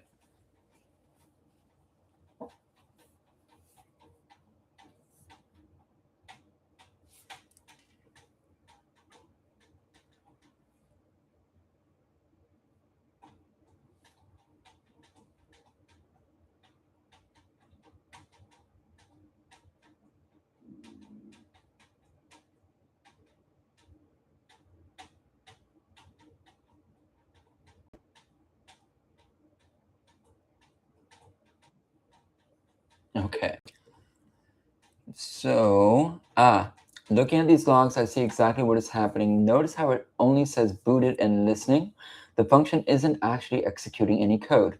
This is a classic CORS, cross-origin resource sharing issue. When you create a new edge function in Superbase, it provides a default hello world template that doesn't know how to handle the options. Pre-flight requests that web browsers send before making a secure post request. Because the browser gets rejected at the door, the actual function never runs.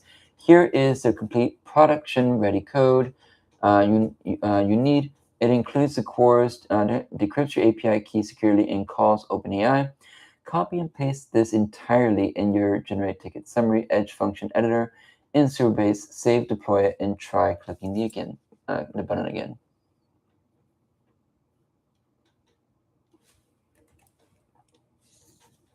Okay. I'm going to go back to our code, delete this, paste again, and deploy.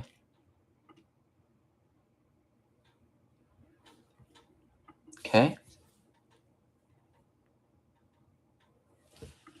See, okay, great. I just redeployed. Let me try again, and I'll let you know how it goes. This is really advanced stuff that we're doing today, so don't worry if you're lost.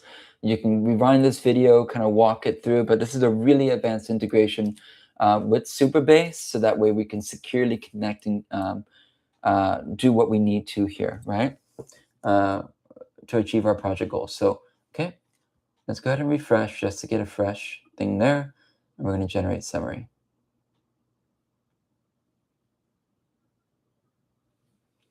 Failed to generate summary, edge function returned a none. Okay. Let's go to logs.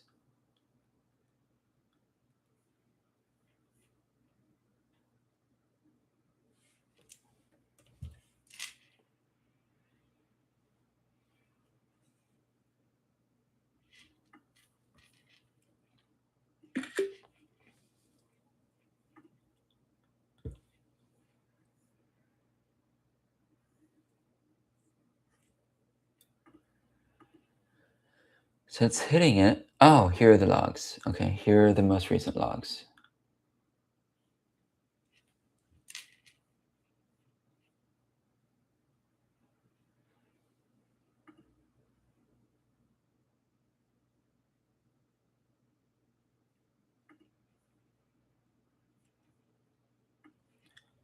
Oh man, this is a long log here. Okay.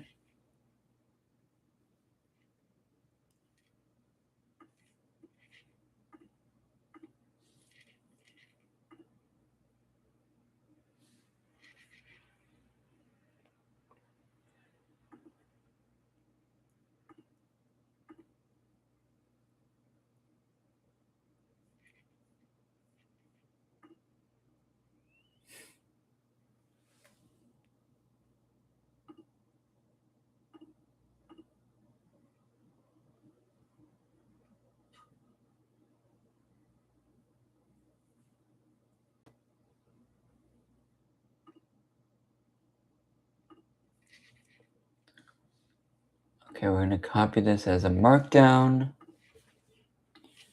I received an error. Here is the markdown of the error. I received from the logs.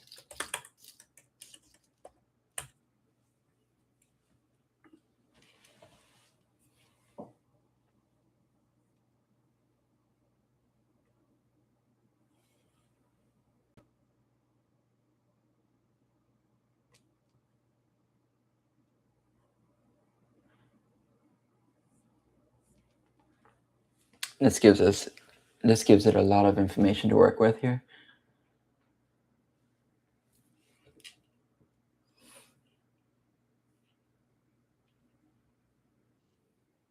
Great. It looks like I gave you the SQL to create the secure safe settings function earlier, but I completely forgot to give you the SQL for the secure get settings function. Because the edge function is trying to call it to decrypt the key, it's failing since the function doesn't exist. Here's the SQL link you need to run in your SQL editor to create the retrieval function. See, it's acting like a human, right? It's like, oh, I forgot, right? And so we just go back and forth and figure it out together. Important, make sure to replace your secret key.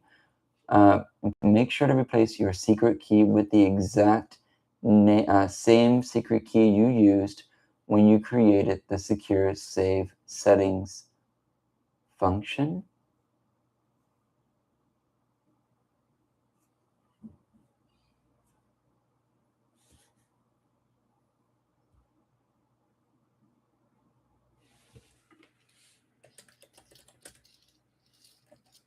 I don't remember using a secret key or creating a secure save settings function.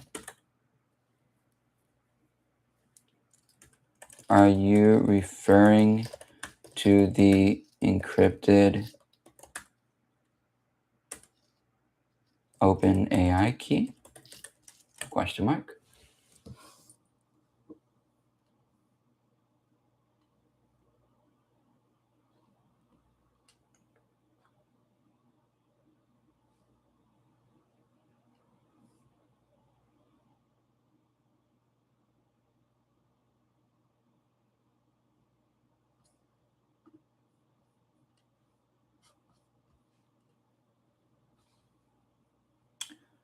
SQL editor.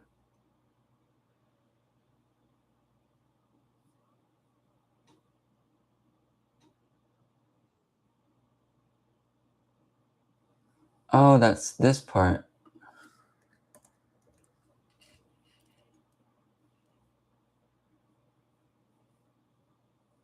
So we messed up there a little bit. That's okay.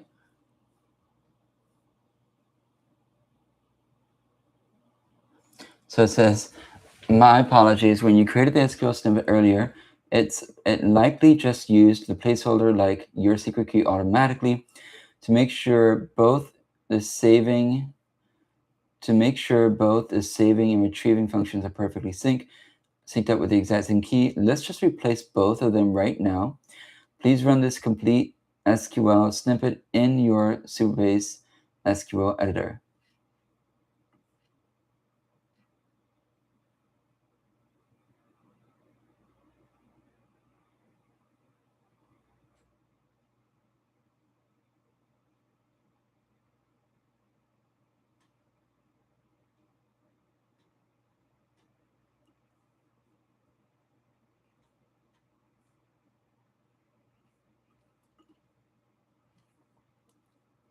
Okay, so this is the secret key for decryption, right? So it's just using this. I want to make this more secure. Just curious, are you using as the secret key? That doesn't seem too secure.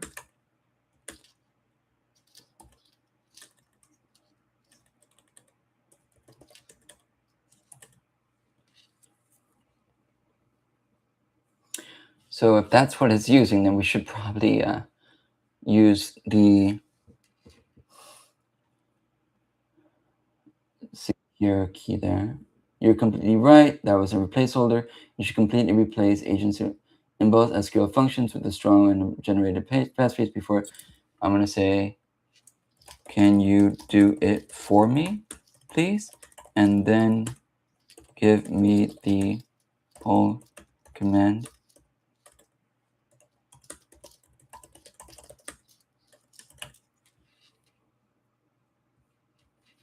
So what I'm going to do right now, since it's going to provide me with the key, a secure key, right?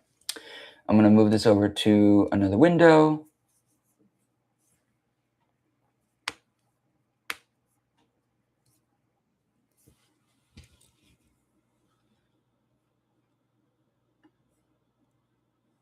Okay, now it's a 32 character encrypted key included. All right, perfect.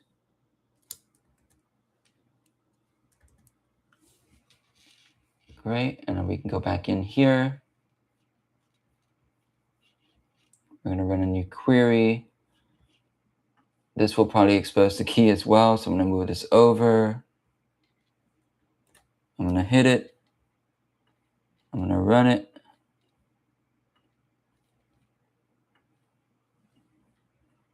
Okay, we're looking good there.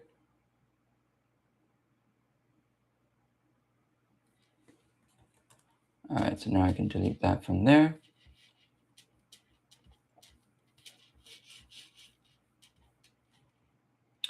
Let's bring this back up here for you guys. And after you run this in supervision, don't forget to go back to the settings page in the app and save your OpenAI key one more time so it gets encrypted using this new secure key. Ah, okay. So we need to go back to OpenAI. So I believe it was platform.openai.com. We go to our project, go to API keys. We're going to delete this key and recreate it again. HighLevel support ticket, smart support ticket summary. Okay, we'll make sure it's in the right project. I'm going to move this over again to the other window. We're going to copy the secure key. We're going to copy that. And then we're going to go back to our app. You guys will see this in a moment.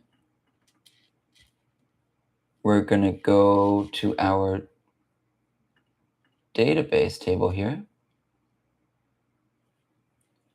Settings. We're going to delete this row because we're going to re-add the key. So we're going to refresh that. Go to settings again in our app. Save the key. And now the key is saved with that encryption there. Now we're looking good. So it's encrypted with that salt and pepper, right? It has the single decrypt key in there too. All right, so let's see here. Editor, don't forget to go back to the settings page in the app and save the key one more time. So they encrypt it using this new secure key. Okay, great. I just ran the SQL,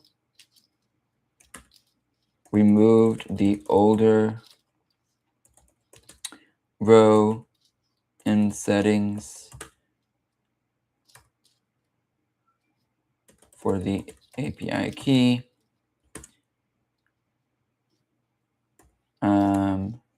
Added the new API key for Open AI inside there and saved. We should be good to go now, I think. Question mark.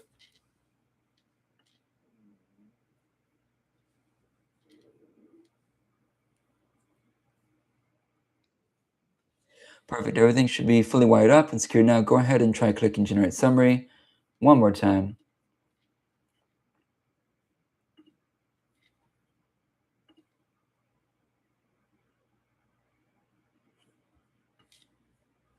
Failed to generate, what did it say?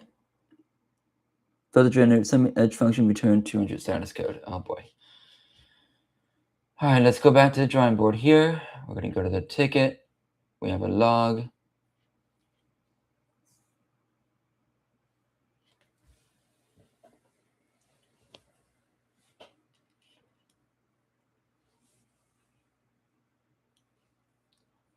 Soon this will give us data.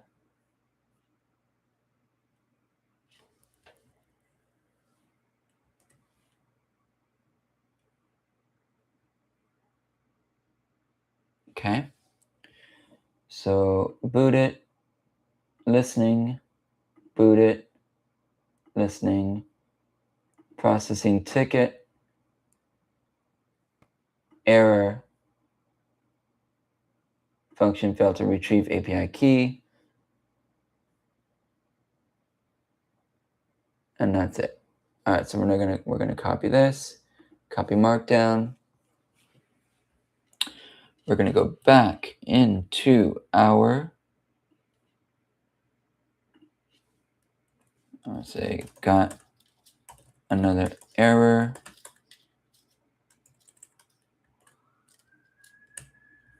All right, so now I can bring this back into view for you guys. Look at this beautiful layout, but we just got to get this AI summary thing working. It's powered by OpenAI. Or you could power it by Cloud if you wanted to as well, but we'll use OpenAI for this summary.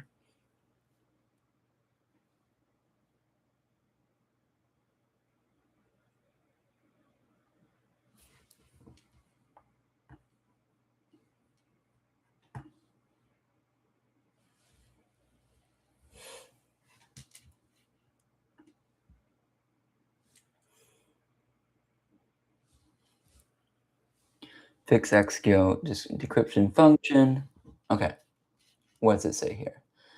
The error tells us exactly what's wrong. Function pgsim decrypt text does not exist because your OpenAI key encrypted column is stored as text.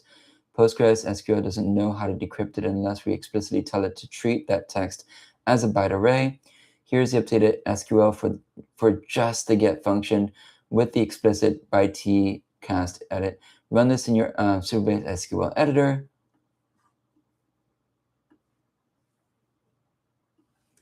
And you notice it does that reload there, so that way it can pull it. Let's go back to our Superbase editor. Delete. Paste. Run. Right? And did it work? I don't know if it worked or not. Okay, perfect. It did it. And now we are good to go here. Let's see. So now, if I refresh, settings are all set. We go in here, and now we can go to generate summary. Summary generated. The AI has successfully summarized the ticket.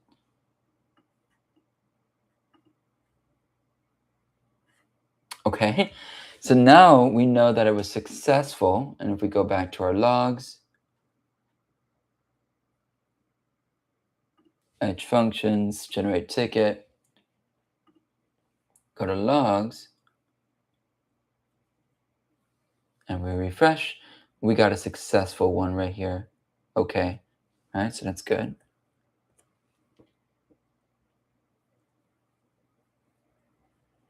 Great.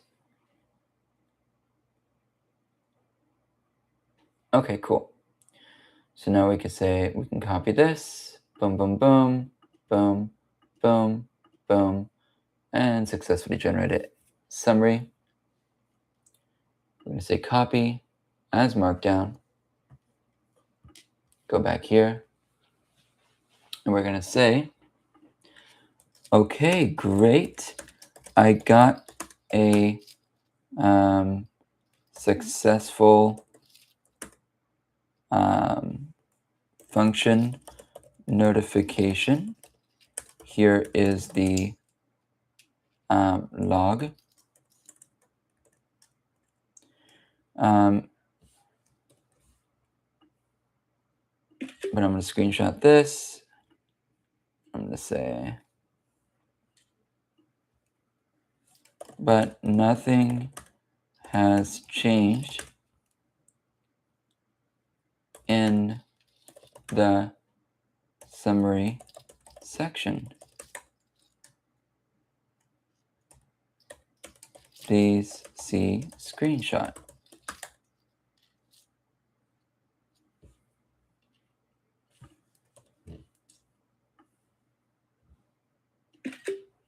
I'm going to screenshot that too and send that over. Yeah, I could just keep that one. Boom.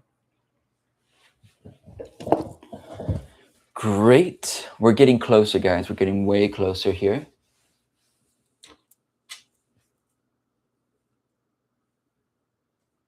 And so far, we're hitting our API.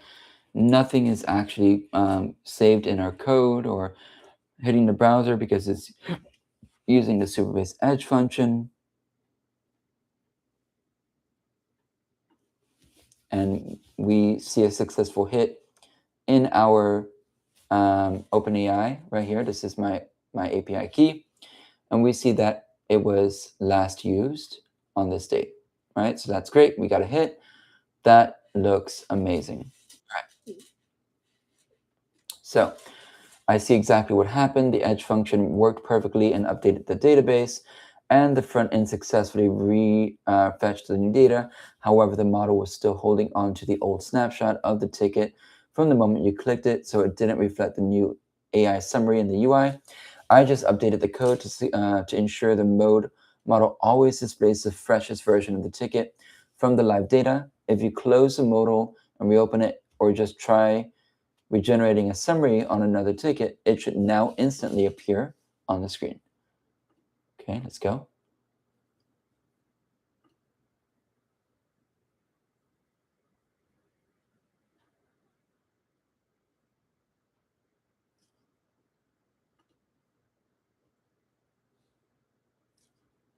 Let's see more details.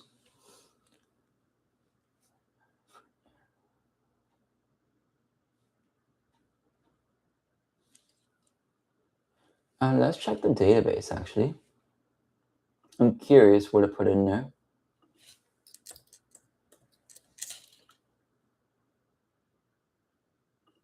Ticket messages.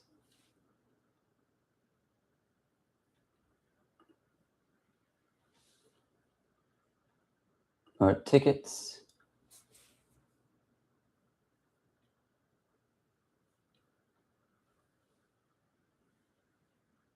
Where does the AI summary live?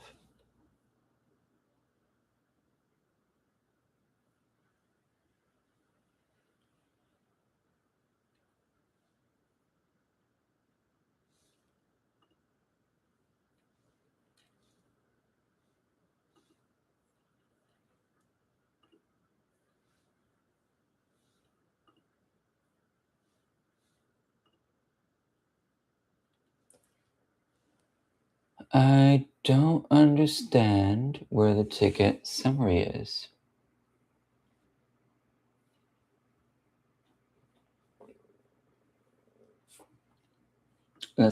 So you will have to explore yourself a little bit just to verify everything's working properly, right? Because it can't check for itself, so you have to. I'm gonna say, where does the AI underscore summary save in the database?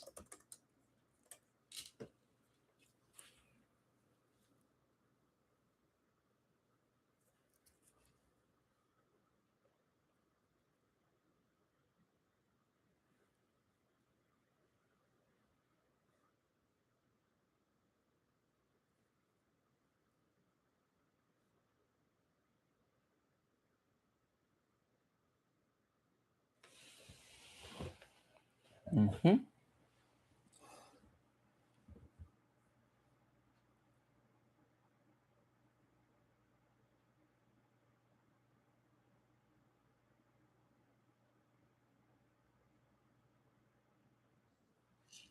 The AI summary is saved directly into the AI summary column of the HighLevel tickets table. HighLevel tickets table. I'm going to refresh this because I don't see that. I see ID. I see location ID. Let's go to database real quick. Schema analyzer. Find a table. HLTK tickets. There's no AI summary in the schema.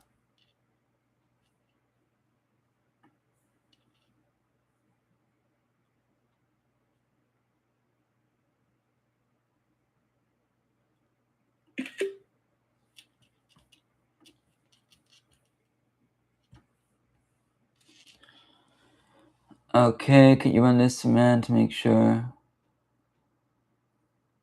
Since it's not showing in the UI even after successful generation, it's highly likely the AI summary table is missing from your HighLevel tickets database. Could you run this? Yeah, I just checked and it's missing from the schema. So we can go here, we can copy this.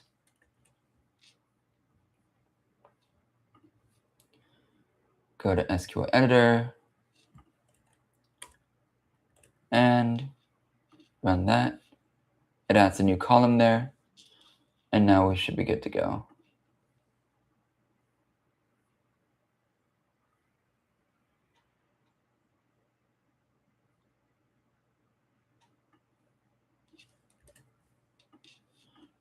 And we'll go like this. Okay, boom. So now if we go to the table editor and go to the tickets, we should see a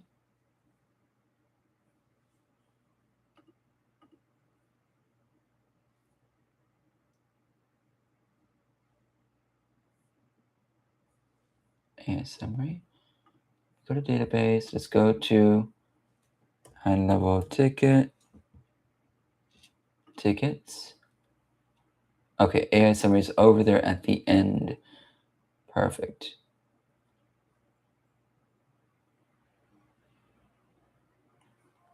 Great. So we have the AI summary there. That works now.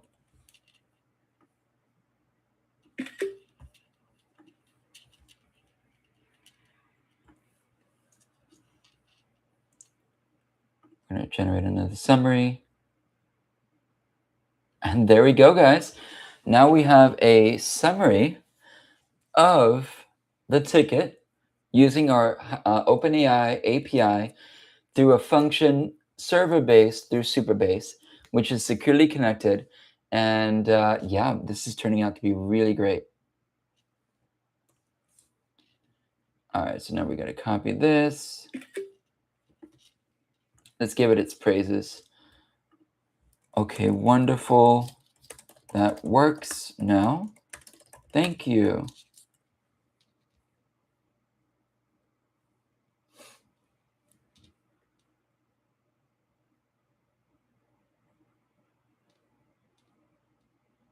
There we go. So support ticket. A summary support ticket has been created for demo of HighLevel. No messages have exchanged yet regarding the request. Boom.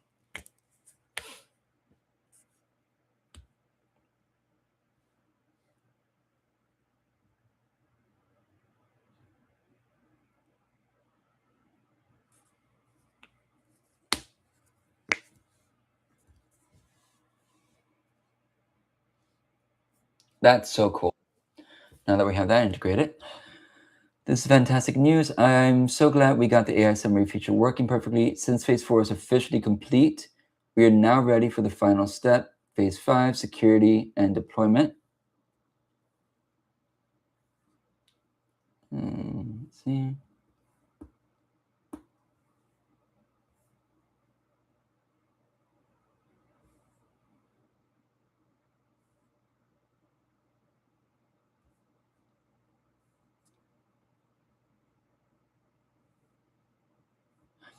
And this is where we kind of can go back to our original plan and see what the phasing was that was set up here. Phase. Phasing. Here we go. Ticket workspace, build a ticket detail page, rich text editor, activity, timeline, internal, external comment toggles.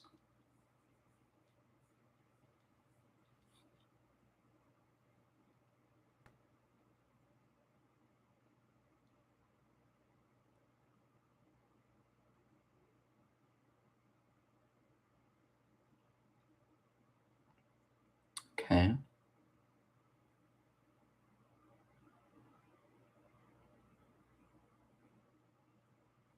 Internal, external comment.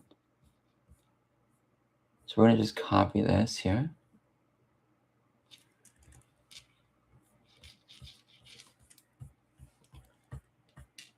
And we're going to just say, please check, did we fully complete phase 4?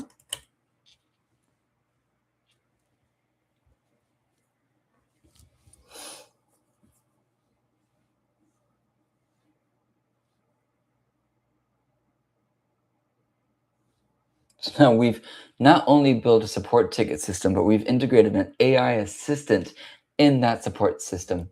How cool is that? Using AI Studio. This is epic. I'm very excited about it. And we did it all securely here.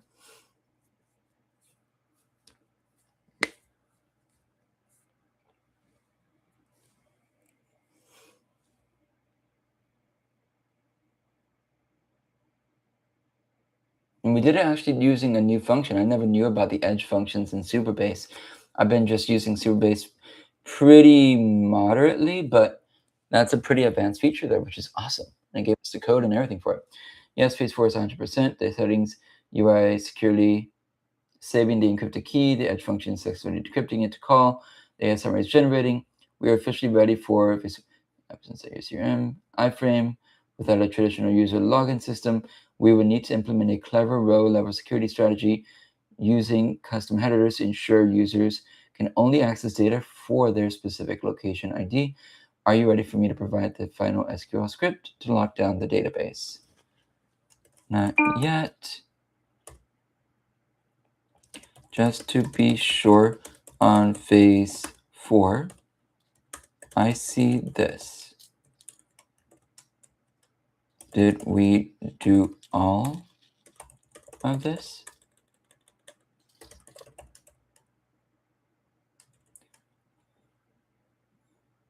In what phase do I have the ability to edit the ticket or add to the conversation?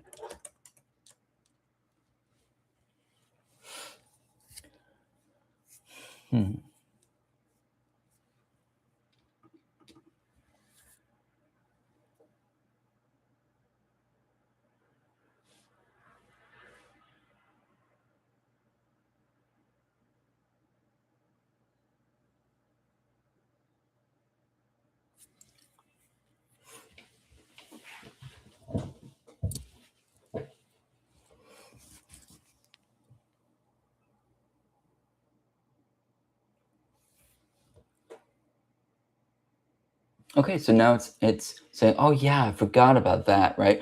You do have to kind of a little bit of babysit, but at least now you see the reason why we phased it out, so we can know exactly what is supposed to happen at each stage. And then we can go back, you said we're going to do it this way, right? So there you go. Oh man, it's so exciting.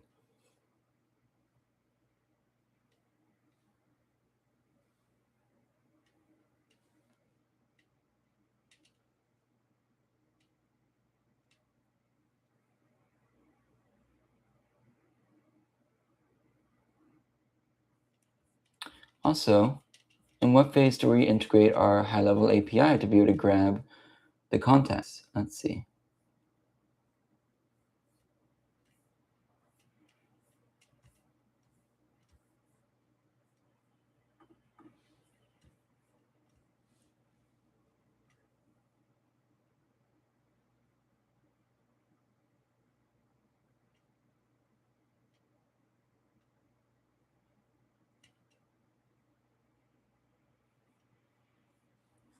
Oh, you know what?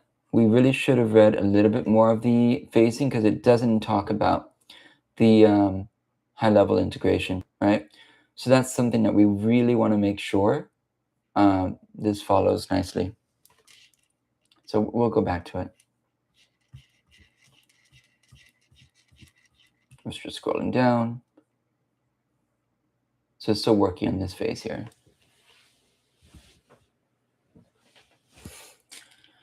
And I do believe there's already a table for this here under tickets, ticket messages. Yeah, right here.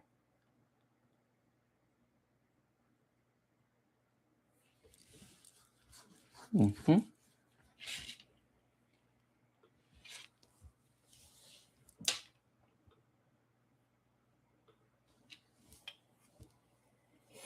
So it's just editing this out for us.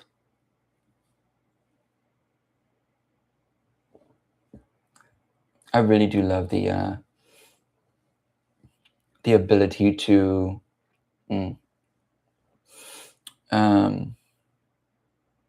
summarize using OpenAI's API key. I think that's a really cool feature. And that's something you can implement into other projects as well, right? As you're building with AI Studio, you can implement this feature and this function to work that way as well. That's so cool.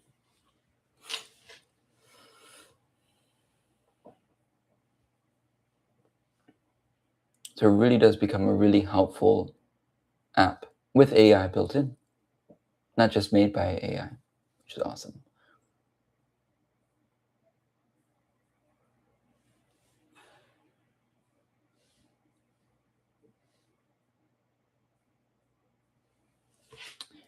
And guys, I know this session in particular is about almost 2.5 hours long now, but we are building something substantial here. So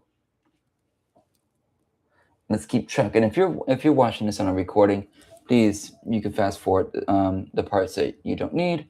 But this is all pretty important here. The loading part, you can fast forward past this, right?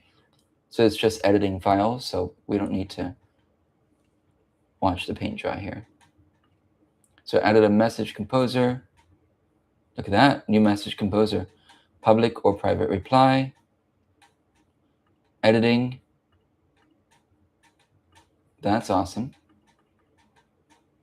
And it's attached to the client. That doesn't change. And now it's going into security and deployment right now.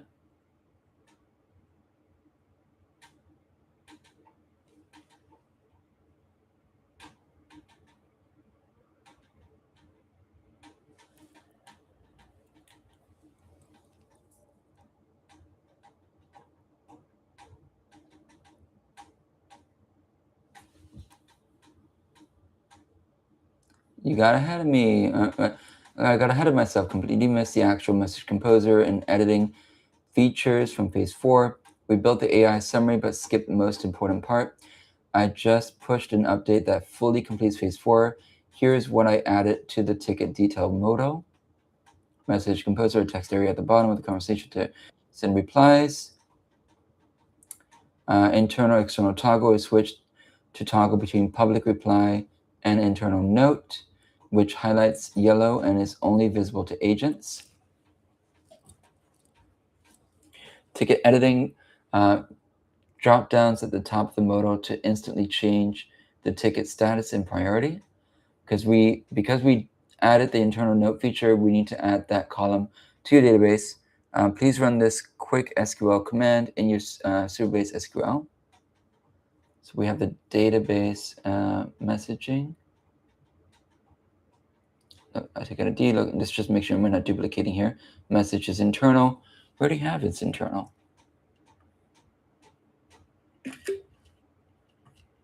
Let's see.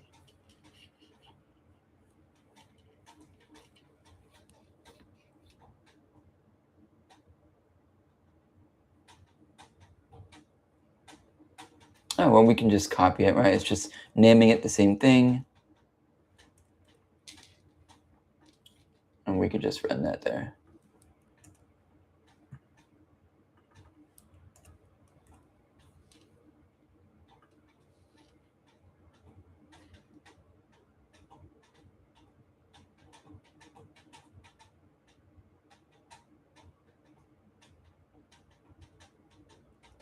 Messages does not exist.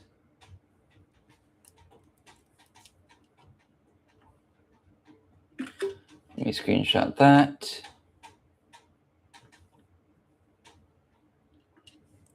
Hey, so I think you might have gotten the table incorrect. Here is the table schema I think you might be referring to.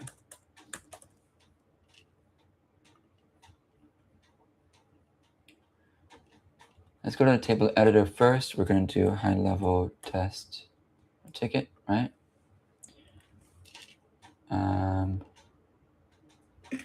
Ticket messages.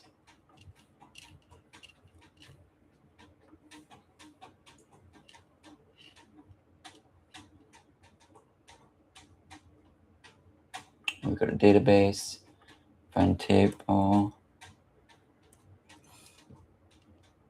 ticket messages. Let's screenshot that.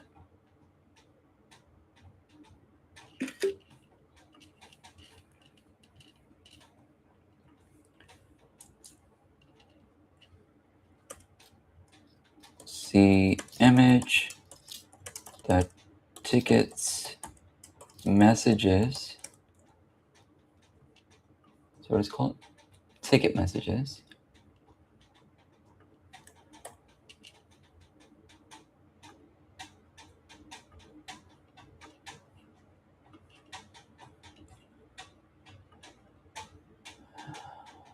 Yeah, messages. The ticket messages table is what was created in the original SQL. Is this the table we want?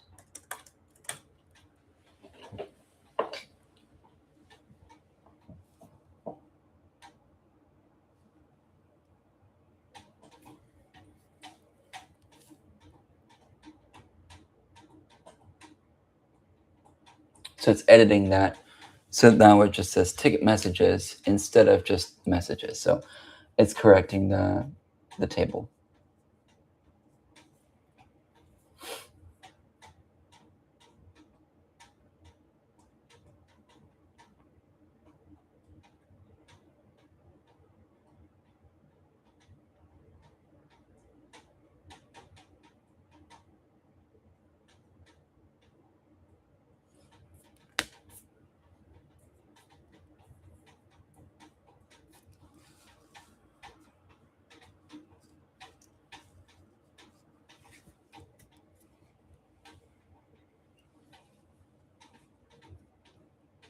All right. Let's see here.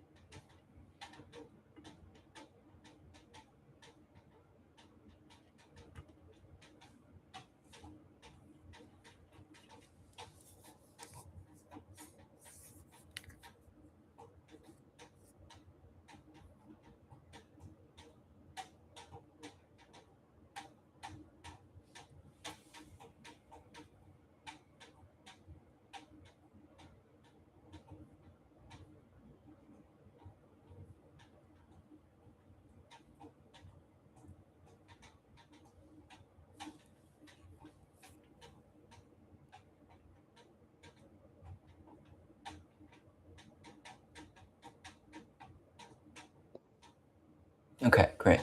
Updated the APIs to use the correct ticket system and include the required location ID when inserting new messages. I've updated the code to use the correct table. I also made sure we're passing the required location ID when saving new messages. As your schema requires it, you should be able to send messages, internal notes perfectly now. Give it a test and let me know how it goes. Okay, we're gonna give it a test. Okay, first, let's see if we can update this. We're gonna say low, ticket update it instantly, which is great. I'm gonna go to table editor. And now priority is low. That worked. We change it to urgent. It updates. And if we refresh, this will change to urgent. That's great. In progress, we've already tested, but let's test it from here. We're going to go to open, refresh. Now it opens. Fantastic. And let's go to a message. This is a sample. The ticket was created, and now we are adding a message. A internal message. Okay, so that was the internal message. So we're going to go to ticket messages. We're going to refresh. And now here we are. Ticket ID, location ID, sender type agent, sender ID, message. Okay. And we say public reply, add an internal note. Oh, so that was a public reply. Now we're making this an internal note. This is now a internal note for real. The other one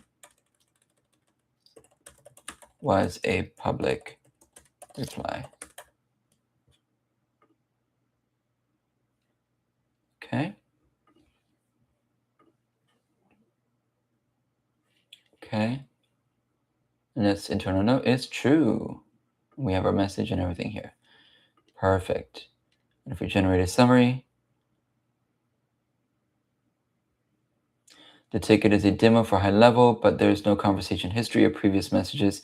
Further information or assistance may be needed to address the customer's need. We'll just put something here to see if it grabs it. The customer is having issues logging into their HighLevel sub account. Please have Fred reach out to support.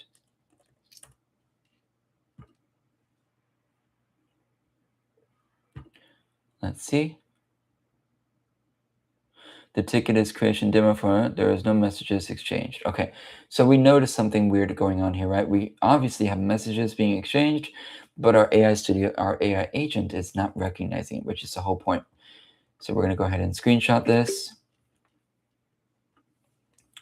bring it over and say, hey, so I don't think the AI summary is currently reading the messages. Can you take a look, please?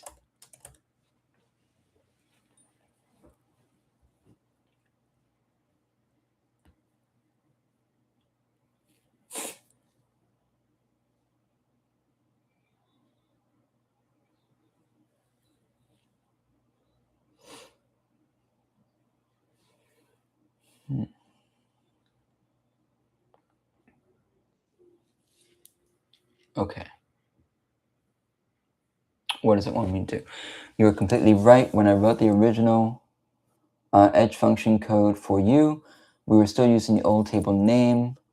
Now that we updated it to messages, the edge function is only reading the ticket description and missing all the replies. You just need to update the code in your supervised edge function to use the correct table name. Here's the updated code. You can copy and paste into the summary. All right, so let me move this over real quick, just in case anything is saved there.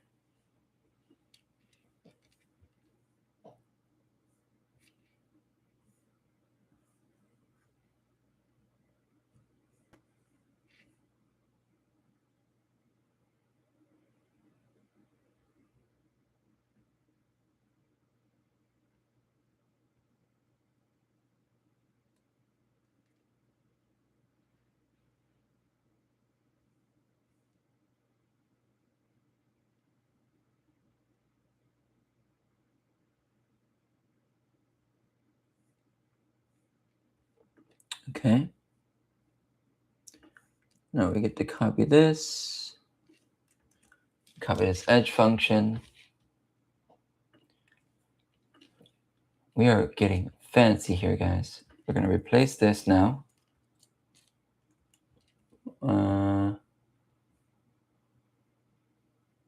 With our edge function. Let's just make sure.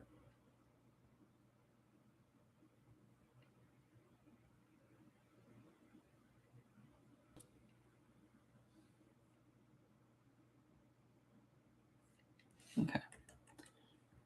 Paste it. Deploy.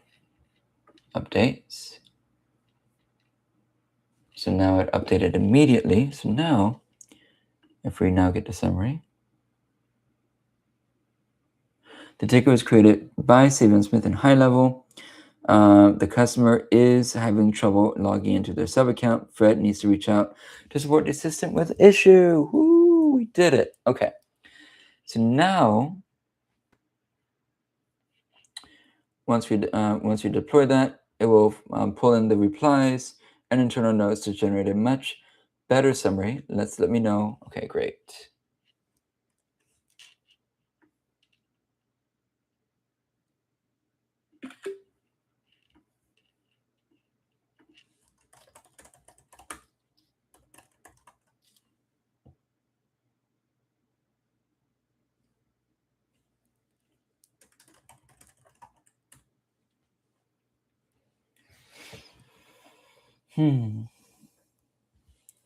Okay. I'm so glad to see the AI summary working perfectly with the full conversation. Since it's forced that you're ready to move on to the final step. Wait, I think we are still missing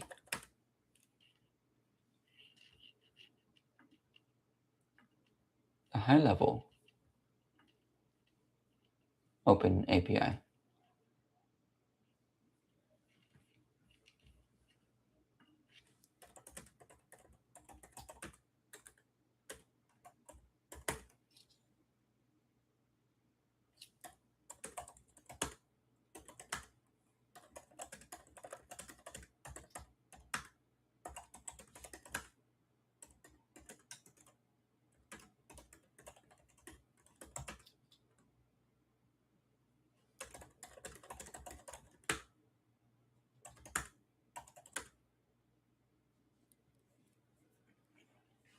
And also the ability to find a customer from our actual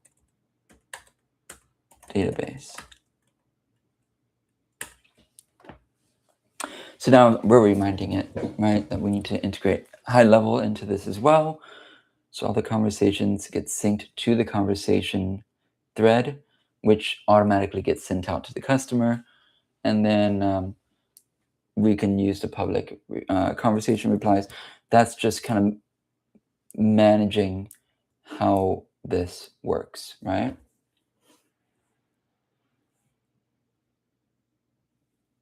So we wanted to sync because the AI assistant relies on the conversation history in order for us to do it. So we can't just like API it into here, maybe not.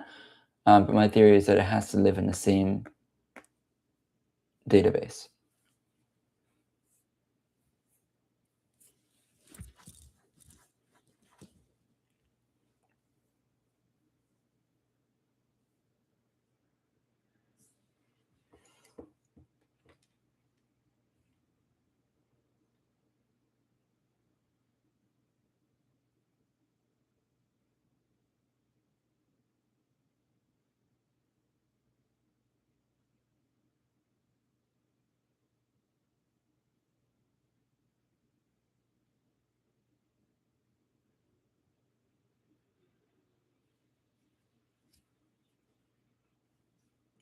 So it's doing some edits right now. But guys, this is this is amazing what we're building right now. And once we have it set, we can actually integrate it with other customers as well within their HighLevel to create like a full-on ticket dashboard, right? You can customize it with a brand or whatever, the layout, but this is a really good MVP for this.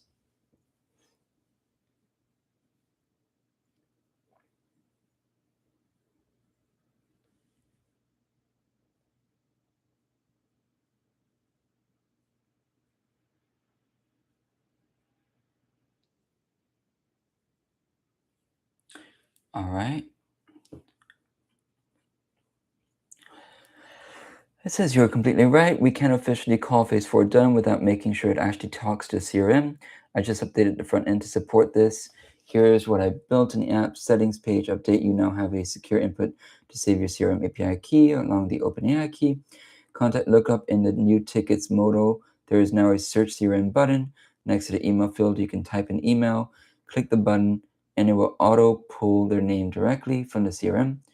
And message syncing, when you send a message to a customer, not an internal note, the app will now automatically attempt to sync it to the CRM conversation thread in the background. Curious, are we able to also sync internal notes as well, or just public?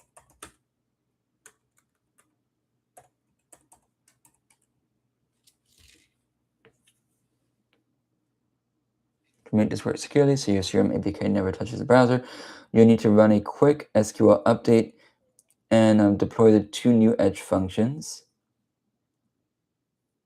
Okay, so we need to run this real quick, and then we'll make the other edits once we have the base foundation. So there's some more work to do here. Run this SQL to update your settings table for the CRM key. Note I use the same placeholder encryption key as before. Be sure to match it with what you used previously. Okay.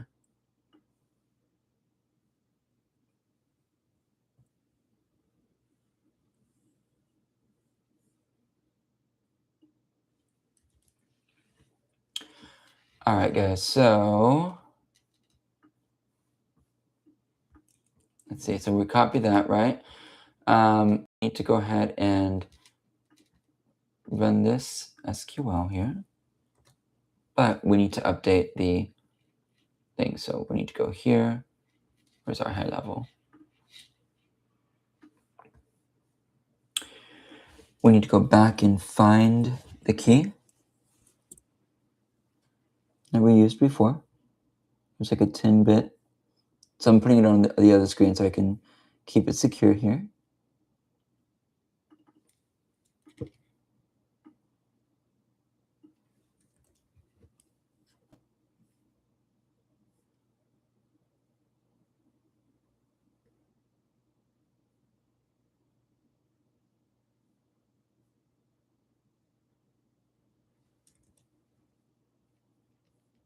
I believe I found it, but let me just make sure.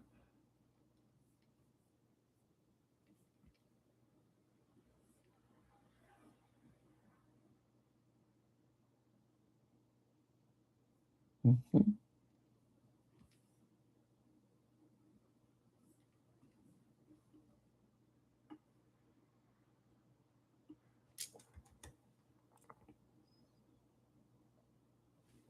Okay, so here it is. We need to go. I'm going to go ahead and hide this real quick because I need to update it.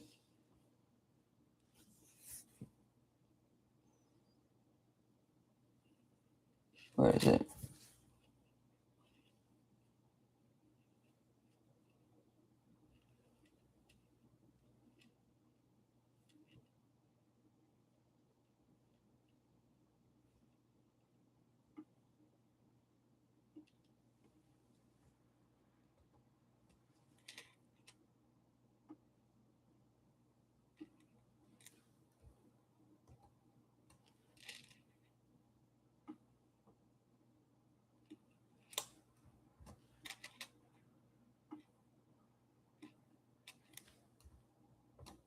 All right, so we're just keeping everything safe here.